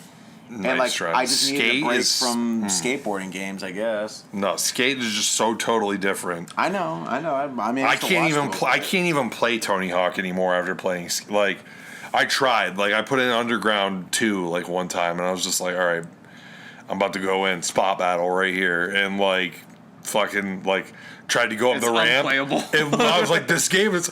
How did I play this? This new garbage. The new Tony Hawk remasters, like parts of it were like really hard. Like I think I beat almost both games, and then the nostalgia. So a few games where I was like, oh yeah, I'm gonna play this chess, and I'm like, wait, I've played Tony Hawk 1 and 2 multiple times. I played the HD remaster on PS fucking 3. They had Tony Hawk 2X, which was like a soft remaster with 2 new levels on Xbox. I played that. I was like, I played every Tony Hawk 1 and 2 release. I was like, I played like the remasters. I got most of it through. I'm So like, 2 is probably your number one. for the Tony Hawk games? Number one Tony Hawk games right now. Okay, all right. Or number one skateboarding games of all time. Is it Grind Session? No. It's ESPN skateboarding on PS1. Oh my god, I'd rather Jesus. seriously my headshot. Grind Session's the game that got me to start skateboarding. I'll just say that right now. It wasn't even Tony Hawk. I got a PlayStation 1 demo disc. You guys remember those? Oh, yeah. I still have Okay. a stack of Dreamcast ones from the Dreamcast magazine. I have a bunch of GameCube ones. I have a PlayStation 1 demo disc. When I first got my PlayStation 1, like one of the only games I had was this demo disc that had the first level of Grind Session on it. Fuck. And you could only be Daewon Song or like some other like one of the other skateboarders on Right. there. And I was always Daewon Song, and I just would play that first level over and over again until I got the actual game. And listen, if you like Tony Hawk, Grind Session is like just as fucking good. Yeah. For me, Maybe not as good as Underground. I think the game that, like, nostalgia-wise, I played Tony Hawk 1 and 2 and 3 so much, but the game that was, like, my late-night gaming thing, I used to fall asleep and wake up and still be playing it. I don't think it's the best in the series, but I played it till my disc. One of the few games I played till my disc was actually, like, God, like, it was like, you ever shred, like, a game? Like, you, like, played it so much, like, a disc was, like, fucked up? no. Never. No, I haven't. but- Take Hawk 4. I take care of my games, Miles. I take care of mine too, but I don't. My discs get shredded from me just throwing them on the ground when I'm done. Well, see, I don't do that either. I'm big right in the case, right? You know everything. Yeah, I but take Tony care of Hawk my shit. 4, I tried to. I used to play the college level, the first level, What was that, Seattle? hours and hours. With a mountain in the background? Yeah, there's mountains around Seattle, right? I don't know. I wish because some of them it'll say at the bottom of the screen there like where the photo is from. Well, let's Because there's no fucking mountains around New York. let's reel it in. What do we decide? So I'm thinking we watch your trailer and then we pick up next week because at this point it's been like an hour and a half with all the side quests. Your two top 10 and one and do like a 2-hour episode, or you're gonna separate? Well, I mean we'll pick it up next week. Next see week. We're undecisive. We don't know what next week holds. We'll do like either mine or Buddy's. Well, I think each of us should get our own episode. So then that's 3 weeks of content. We don't have to be like, all right, what are we talking about this We week? could have talked about these games a little bit more, but I feel like it's hard because you guys haven't really like Talk about played one. them. Well, let's queue up this Deadly Premonition trailer. I was gonna queue up after the fucking podcast. We'll live react to Deadly Premonition. I wanted to watch the new Resident Evil 8 trailer because I've missed like all the response. Well, we're not gonna watch that Deadly on here. Premonition trailer. By the way, speaking of Xbox 360? video games, the new Mortal Kombat movie, I fell asleep watching it last night, and it's not that good. There's got to be a longer trailer than. I'm just talking to the listeners right now. Make sure Right, you we're like and listening. subscribe to the channel. Check us out on Spotify, Apple Podcasts, Google Podcasts if you got Android. Just like this idiot. We're on Pocket Cast. We have some fans in Germany, Ireland, and Norway. No way. That's what it says in the analytics, Cat. To listen like consistently every week. analytics. I don't know consistently every week, but it's a percentage of the audience. Our U.S. percentage is only 93%. And then Only 93% of the country. yeah, well, no, 93% of the 93% of the population of the United States is listening to this podcast right now. True. Should we do the? We should go live sometime. Pick your trailer, bro. If this Miles, I want you to know this is the that if this director's cut, the podcast official. ever like No, I don't know what I'm doing. I know what I'm doing. It's my phone, bro. if this podcast ever even slightly takes off, you're gonna have to like start going live with us like on fucking my like Twitch God. while we're playing Deadly Premonition. All right, so this is Deadly Premonition for PS3 trailer. I feel like this copy is not. Kill, gonna be oh as good. my god! The legend right there. That Wow. coffee. Look at them insane. graphics, bro. Are these? This is PS2 graphics. It It's gotta be. says it was PS3. That is PS2, bro. And this is the director's cut on PS3. That is the most PS2 thing I've ever We seen can't in my even life. hear it. Well, we can't get copyright struck on this video either, Oh, so that's shit. what it is.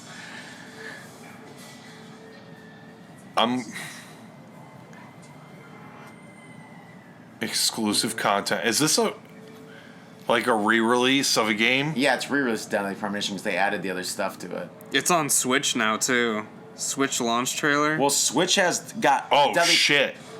Switch, Oh my! Switch got Deadly Premonition 2, which I'm pissed about.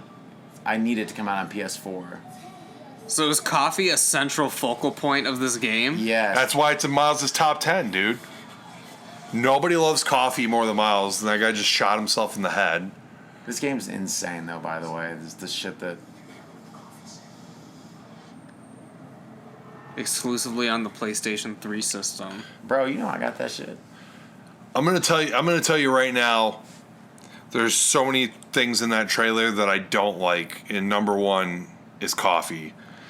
I fucking hate coffee. If I wanted to drink dirt water, I'd just go scoop it out of the ground outside.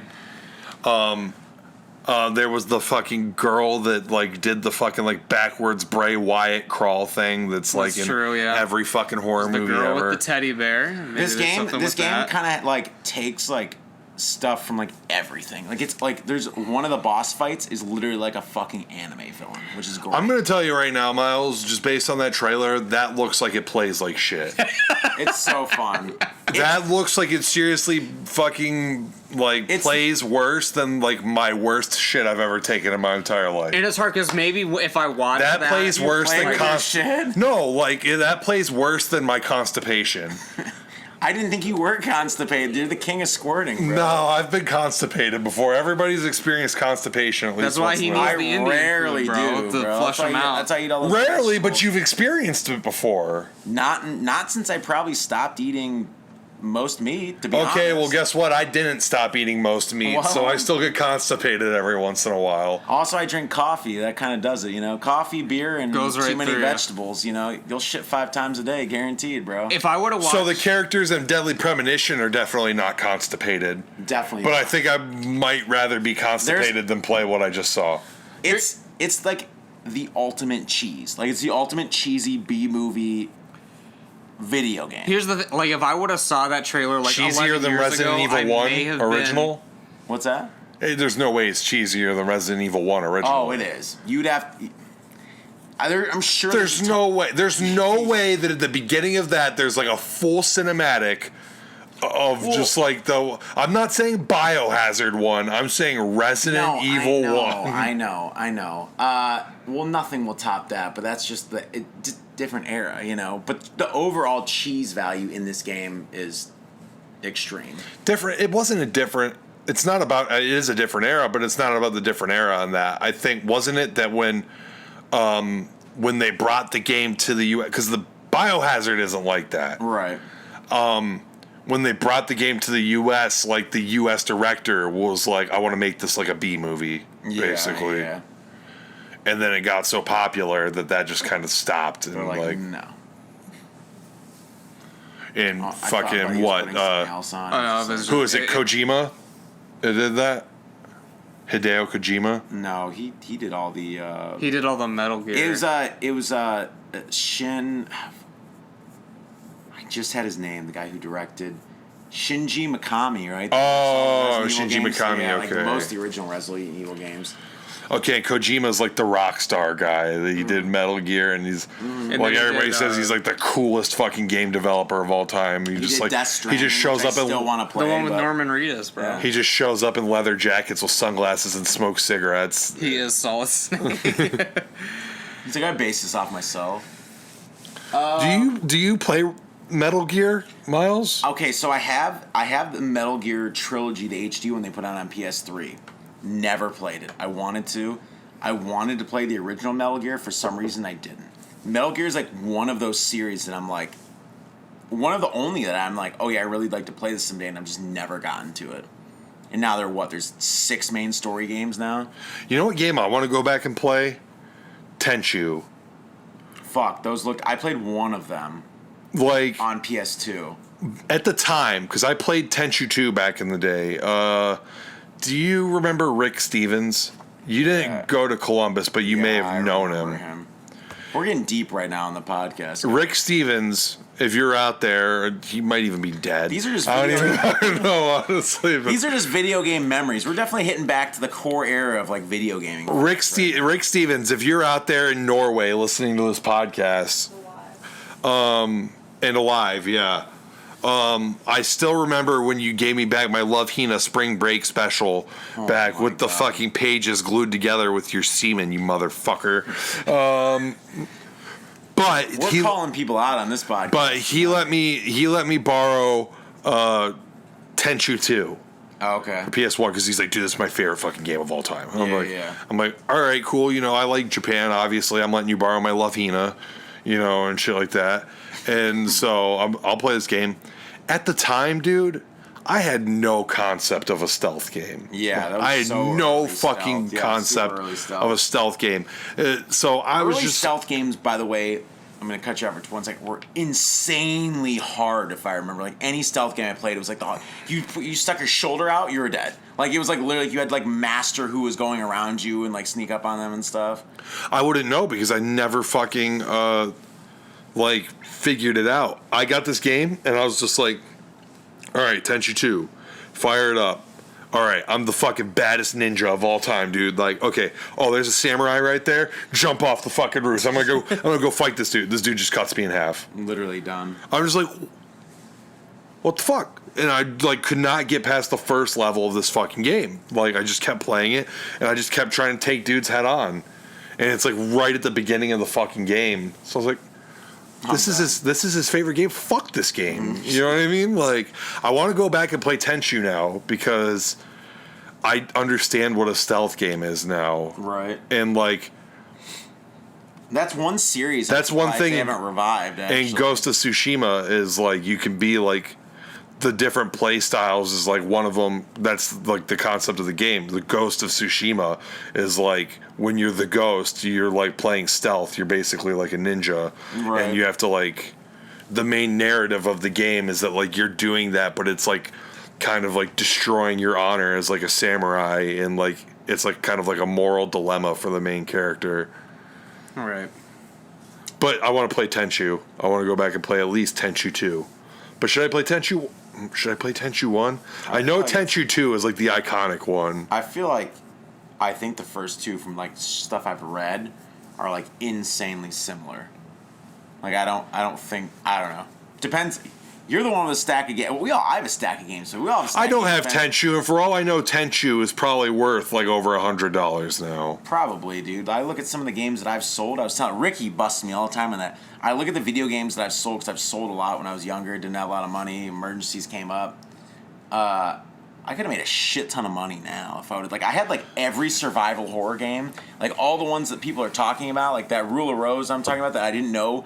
Atlas only made one run of it. It's a $500 PS2 game now. Back in our day, buddy, when you were still in diapers, Right. yeah. And I was going to flea markets, you could just get, you would go to the flea markets and people would just be selling their video games. It's insane. Looking back now, what you could get for $5. Yeah. I got fucking, I got so many, obscure JRPGs and, just random Japanese games that people were just getting rid of for $5. You saw at a flea market now, it's $50 minimum. I was I was telling a story. I don't know if you walked or what you were doing, but how I walked in that place in Chimney Lake, that sport card shop, bought that stack of Dreamcast survival horror games. Someone sold it. It was I don't know, 15, 20 bucks. It's but see, at the time now, it makes sense now because it's at the time now where it's it's 3 or 4 years after a game comes out. Now you walk into the used GameStop and you can get Ghost of Tsushima for $5, or something like that. Especially if Ghost of Tsushima 2 is on its way out. Right. And now it's okay, $10 for this. Fuck it, take it. But back then it was just I don't know. You didn't have the internet. Games weren't just I would go to the thing and the one I remember the most is like Alundra.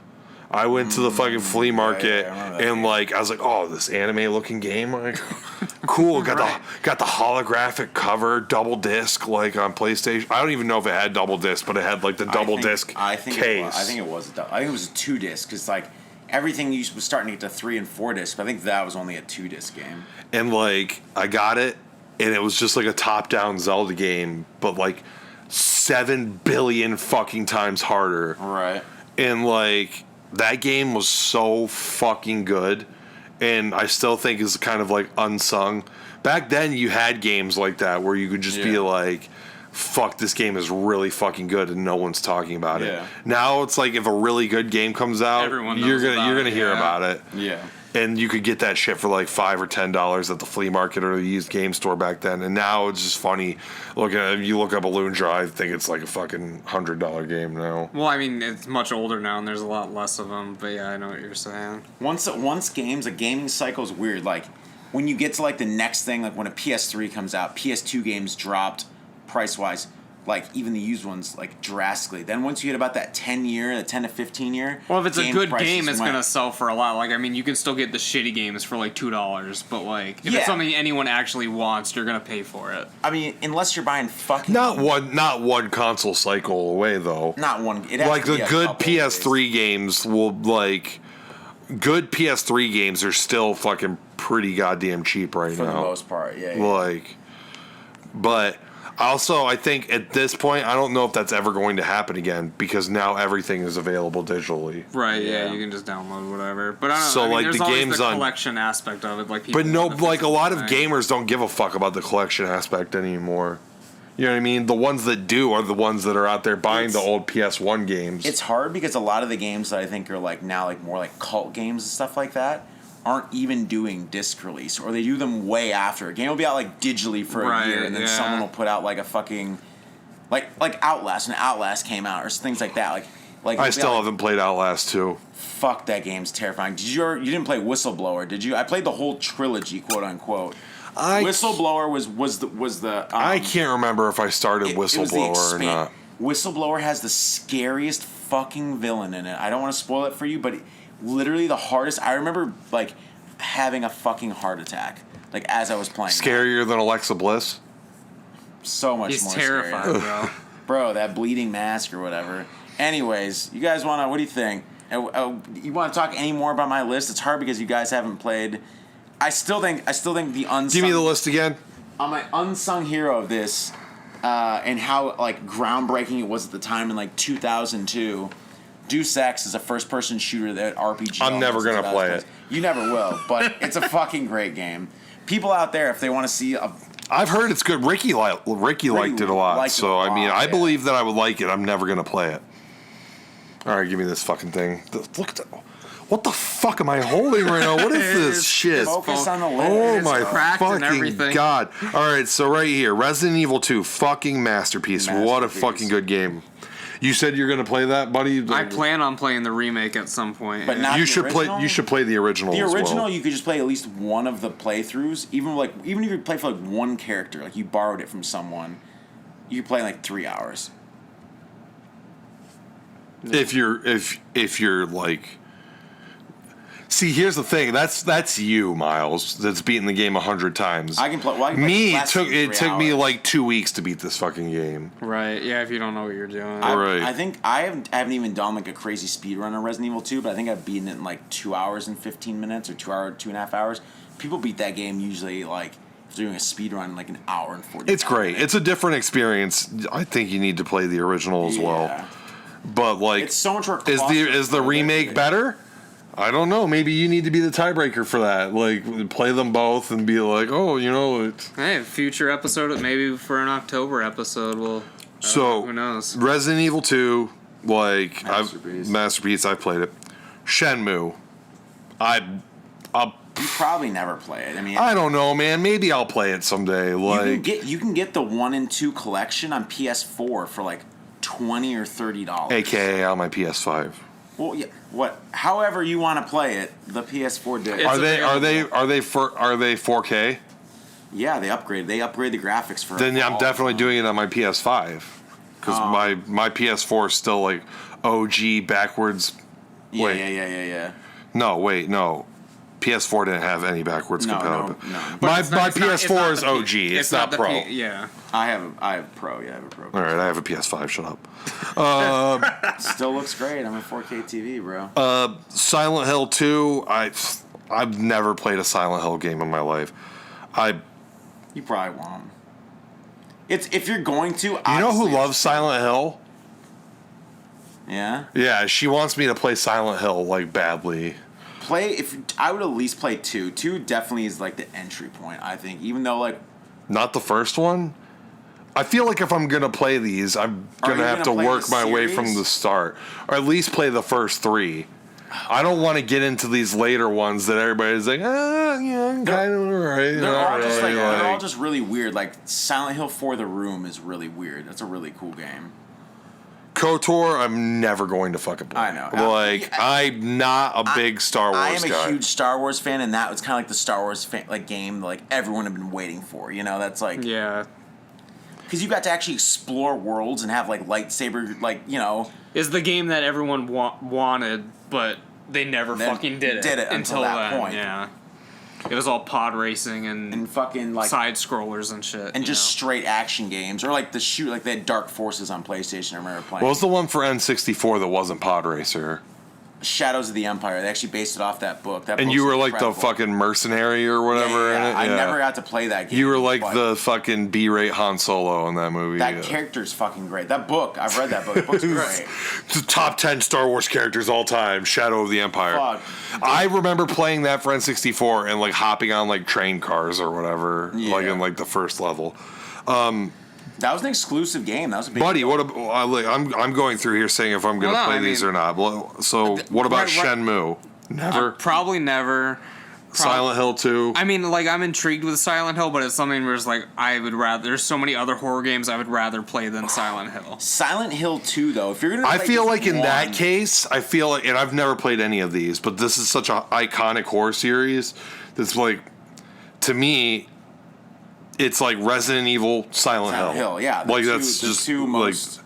Like, I feel like you would just like. But out of the 2, I would rather play the Resident Evil. Right, but play the Resident. Such a different experience, though. There's such a different. I'm not saying that. I'm Resident Evil through and through. Play every fucking Resident Evil game. I think you need to fucking do that. I still need to play 0, number 1 remake, 3 remake, and Code Veronica. I almost talked about that because Code Veronica is such. I need to play Code Veronica. Like Code Veronica is so. Shoot, Code Veronica. I need them to release like a digital download of like fucking. They have like a PS4 digital download for it. How much though? It's like $20, I think. Oh my god, the game's 100 years old. Fuck. Capcom, the king of re-releasing. $5, bro. That's a $5 game. Stop. They do sales. They do sales in the Resident Evil games all the time. I've never seen it. I've checked sales because every time there's a sale, that's why I have every Yakuza game now. Right. Except for Like a Dragon, is because I would go on there sales, and I swear to God, Yakuza Kiwami 2 was like $10. Yeah, cheaper than fucking Code Veronica. Stop it! Stop! Code Veronica. Stop! All I know about Code Veronica is when you fight the fucking Titan in like a fucking like airplane. You mean if you're calling everything a Titan? Because the Tyrant. Tyrant, sorry. That boss fight is so fucking hard. You're literally you're fighting him in a place as big as this living room. My leg is broken. All right. Oh fuck. Basically, if you play that game, save your fucking grenade launcher bullets for that moment. All right. KOTOR. I know you're a big Star Wars guy. I'm a casual Star Wars guy. What do you mean? Why are you giving me that look? I'm about to burn my fucking Force Awakens banner that you put in my garage. That was free when I worked at the video store, bro. I didn't pay for that. Sonic Adventure 2 is the one. Who's your favorite Jedi? My favorite Jedi. She'd kill me right now, dude. I'm the one that has the Star Wars encyclopedias. Fuck. Who's your favorite Jedi, Miles? Fuck. Favorite Jedi, bro?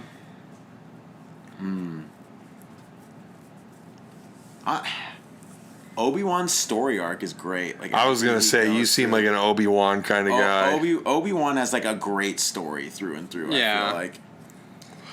I'm definitely not a Luke guy. Luke's too white meat baby face for me, and I don't know. Yeah, Luke's a pansy and he wants to fuck his sister. It's like, It's fine. come on now. Oh God. Like Anakin, but I really hate him until he becomes Sith. Is like when he becomes Anakin's good. As a Jedi, he just like kind of sucks. he's just like kind of like a soft ass, arrogant fucking boy that's just like I'm better than everyone, and like can't keep his like emotions under control at all. Yoda. What about Yoda? Yoda's great, cool, but yeah. I would do Obi-Wan. Jarrod just re fucking doing my actual. What the fuck happened to this fucking? Screen. What is this thing? Oh my god! Out. You just press Jeez, back. what is this It's ancient super- technology here? Fuck. This is not a user-friendly interface right here.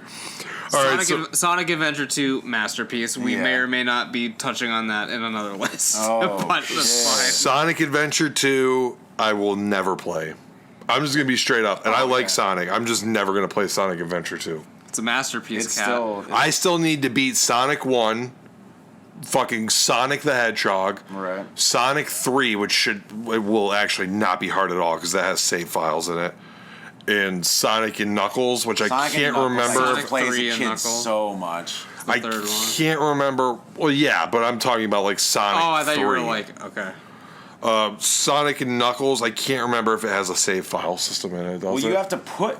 If I remember, you have to put the cartridge. It has a special cartridge. It's a special You put cartridge 3 for on Sonic top. 3 on top. Yeah. Yeah. But Sonic 3 it definitely has a save file system, so that Yeah. won't be that hard for me to beat. I've beaten Sonic 2. Yeah, we talked about that. And Sonic 1 is like one of the hardest games I've ever played in my So life. hard. Yeah.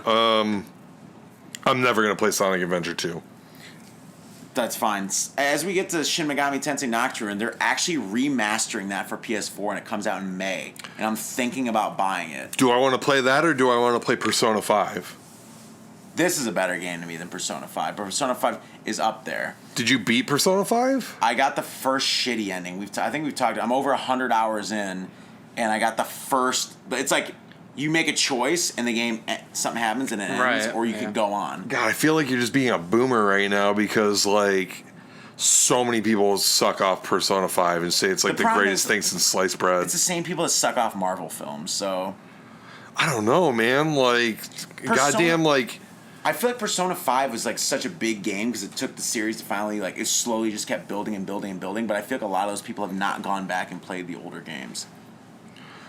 Buddy, are you gonna play Shin Megami Tensei or No, Shin Megami Tensei? absolutely not. I'm gonna forget what that is 2 minutes after what I'm talking about already. I listen. If I'm ever like, I'm not opposed to playing fucking SMT. It's great. I know you'd like it. You'd be like hooked in like the fucking right. Yeah, away. I know. I've been interested in it since X Play was like, God, it's the greatest game of all time. Deus Ex.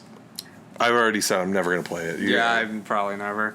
Last of Us 2 eventually. Last of Us 2, I'm gonna play at some point. I'll be very curious to see what you guys think after you play both.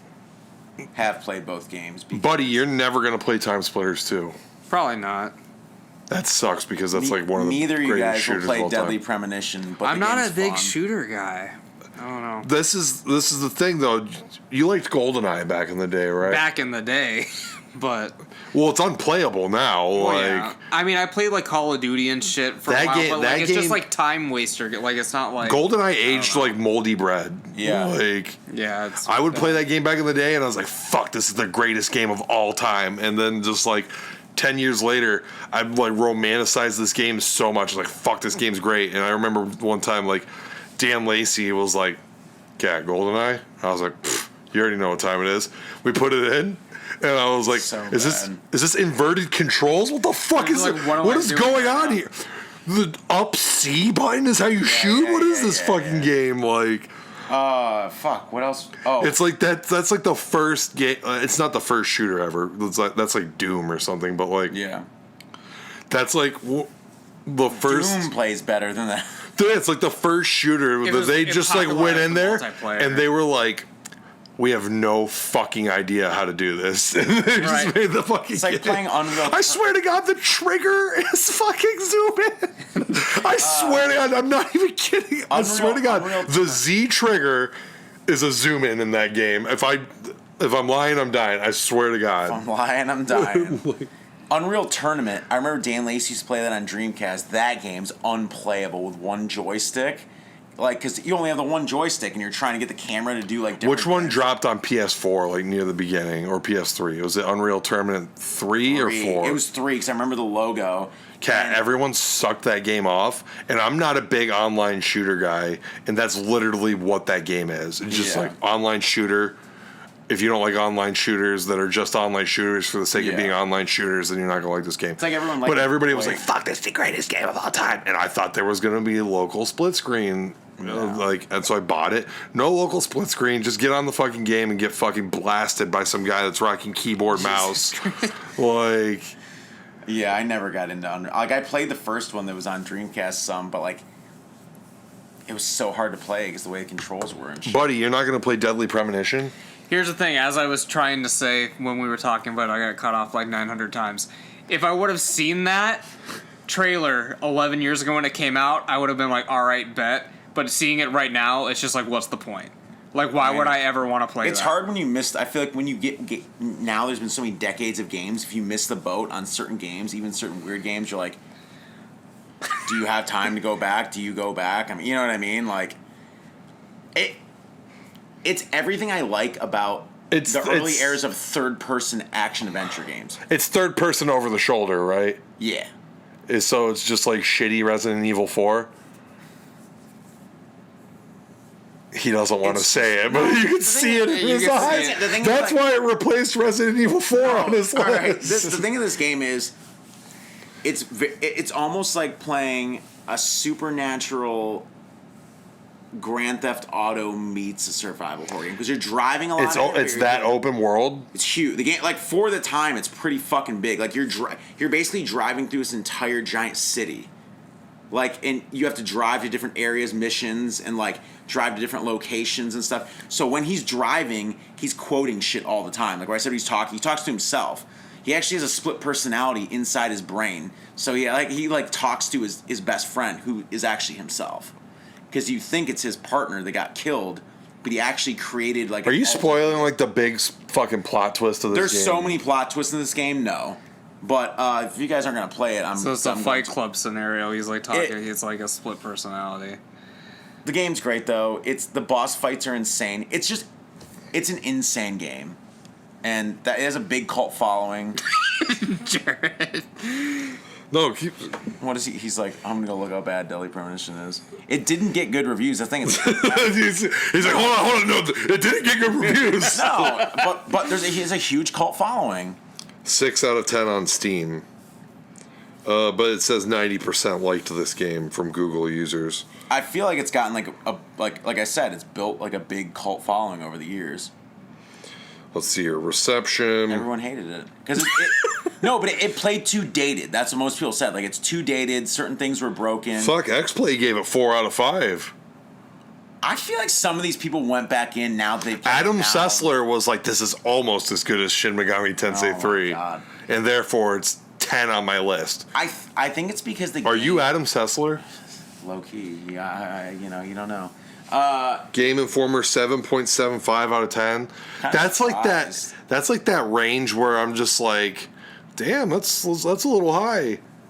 Not high enough. Like, you got to be an 8 or higher for me to be like, I'm intrigued by this. I've loved so many games though that have gotten like back in like Electronic Gaming Monthly back in the day. They'd get like 5s, but I play the game and they'd be like, the game just doesn't do a lot of new shit for moving gaming forward, and I'm like, okay, well, it's still a fun game to play. Like, I still like the story. Like, I don't care if it's fucking the most groundbreaking game of all time. Like, I don't need every single game to be groundbreaking for it to be, like, fun or good. No, I just need the fucking shit to play good. That's all. If it's fucking... The mechanics in Deadly Premonition are better than some of the mechanics in Grand Theft Auto. Some of the early Grand Theft Auto mechanics, like... All right, listen. Early Grand Theft Auto has, like, the worst fucking mechanics of all time. The top-down gameplay in some of Grand Theft Auto, some of the shit you have to do in the early ones. I'm not even talking about top-down. I'm talking about like Grand Theft Auto Vice City. Like 3 had some hilarious, like Vice City. I played that game for like 10 seconds, like when it was out, and like the biggest game of all time. Yeah. And I was at Tom Roth's house, He's getting brought up a couple times on this. And like, I was like, oh, let me play some Vice City. You know, let me see what this is all about. I got a katana. I was like, oh fuck, fuck yeah! And I ran up to a guy. I'm about to fucking kill this guy with this katana. I just punched him with a katana in my hand. Right. And I was like, this game fucking sucks, dude. I just turned it off. You have to hold like another trigger to like oh my actually god, like, slice with it. I played Grand Theft Auto 5 is great though. Did you know? Okay, so some random gamer facts last year. I've never beat it, but I just like Grand Theft Auto 5 in 2020 sold 20 million fucking it just copies. sells nonstop. We sell it constantly. Because Constantly. the online in that game is constantly being updated and just right. adding new content to it. But they literally said like Grand Theft Auto 5 is one of the biggest selling games of all time now. Oh, well, yeah. listen, like because it first came out and it was GTA 5, right? And everybody was like, "Fuck GTA 5," and the game was great and everything was cool. The story's great, like fucking awesome game. And then they released the GTA Online update, which is the first time GTA Online's ever happened. Right. And so then it was just like, fuck. And then the online gamers were like, fuck. And now they're just constantly adding content to GTA Online. Sebastian from work, he plays GTA Online. Oh, really? Yeah. Here's some of the awards for this. So I'm actually starting to think this may not be as bad as I'm making it out to be. Best cult game. GameSpot gave it most surprisingly good game. So they watched the trailer And just they're like me, and they're this like, has to suck. they're like, fuck, what? this looks like dog shit. The problem with trailers. And then they played it, and they were like, oh, okay. The problem with trailers, even for films, there are going to be 3 versions, and 2 of the 3 trailers look like absolute cum. And then you watch that one, you're like, oh, okay, I'm into it. Like, the people that edit the trailers is like... All right, but the Curse of La Llorona looked like dog shit in every trailer I saw. Oh, that's true. It's a very mediocre film, by the way. Games Radar, best worst game. And then Guinness World Records Gamers Edition, most critically polarizing survival horror game. So it's just like John Cena. You either love it or you hate it. It has a lot going on, and there's a bunch of side quests in it. IGN US gave it 2 out of 10. Blast. See, I told you. But IGN UK gave it 7.5 and then 7 for the director's cut. So somehow the director's cut was worse than the I've original. only played the director's cut. The original was on Xbox. You played the 360. worst version of the game. I had a PS3, man.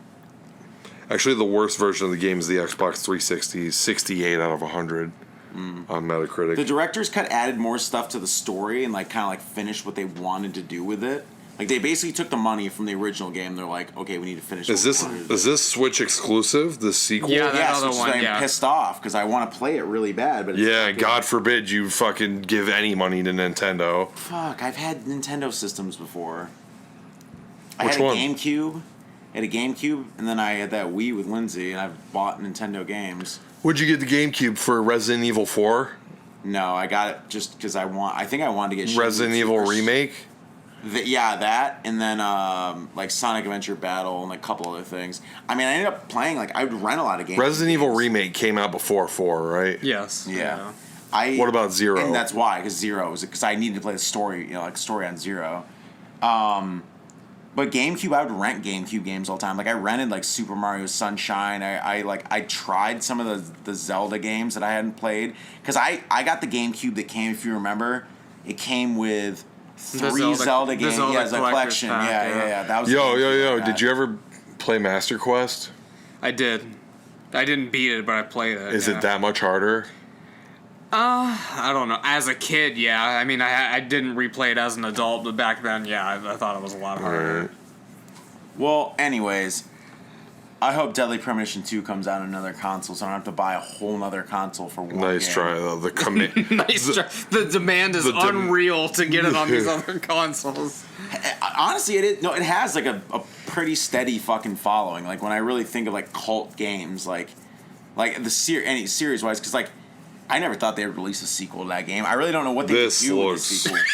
Jared's upset. This looks horrible. Deadly Premonition 2? Yeah, Game Informer 5 out of 10, GameSpot 5 out of 10, IGN 5 out of 10. And then there's Deadly Premonition Origins, Which came on out Switch. I think that was another almost like. So these are like Switch exclusives at this point, both of these. Well, I think Origins is like the first one plus some new content. Oh. A blessing in disguise. The legend, Morgan, right there. All right. All right, let's wrap it up. I think it's time to wrap this up, and I'm just going to fucking do it. I'm signing out. All right, Midnight Miles, that was my list. Thanks. Drop a comment on, I guess, anything. You guys usually plug that, so. Jared's on his phone, so I think, Leave a comment below. Let us know what your top 10 video games of all time are. And come back next week on Monday. Same bat time, same bat channel. We're going to be doing either me or Buddy's top 10 video games of all time. We're going to be discussing. We're going to be roasting. We're going to be talking about them in detail and fucking really getting into it. And I'm not putting any more thought into my list. It's going to be unchanged, so it's not like I'm going to have this week to really like. It's going to be raw and uncensored when we get to it. We kind of didn't know the format, so we kind of talked about my 10 games. But again, I hope I played more of your guys' so I can actually. You've played one game on my list, if that, so it's fine. Well, I used to rent a lot of games back in the day, so maybe if like that was probably the end of that game. Do you think so? Maybe if I haven't fucking. I'm not sure how many you've played on mine. I mean, you've definitely played at least one. Okay. Well, we'll talk about it next week. So we'll see you guys. Like, subscribe, fucking, do everything. Keep sucking dick. That's what we want from you guys out there. Suck dick for the next 3 episodes with us. We'll catch you next week and get that dick back in your mouth for that one. This is Dynamite Jared. I'll catch your ass down the road. Sloppy toppy.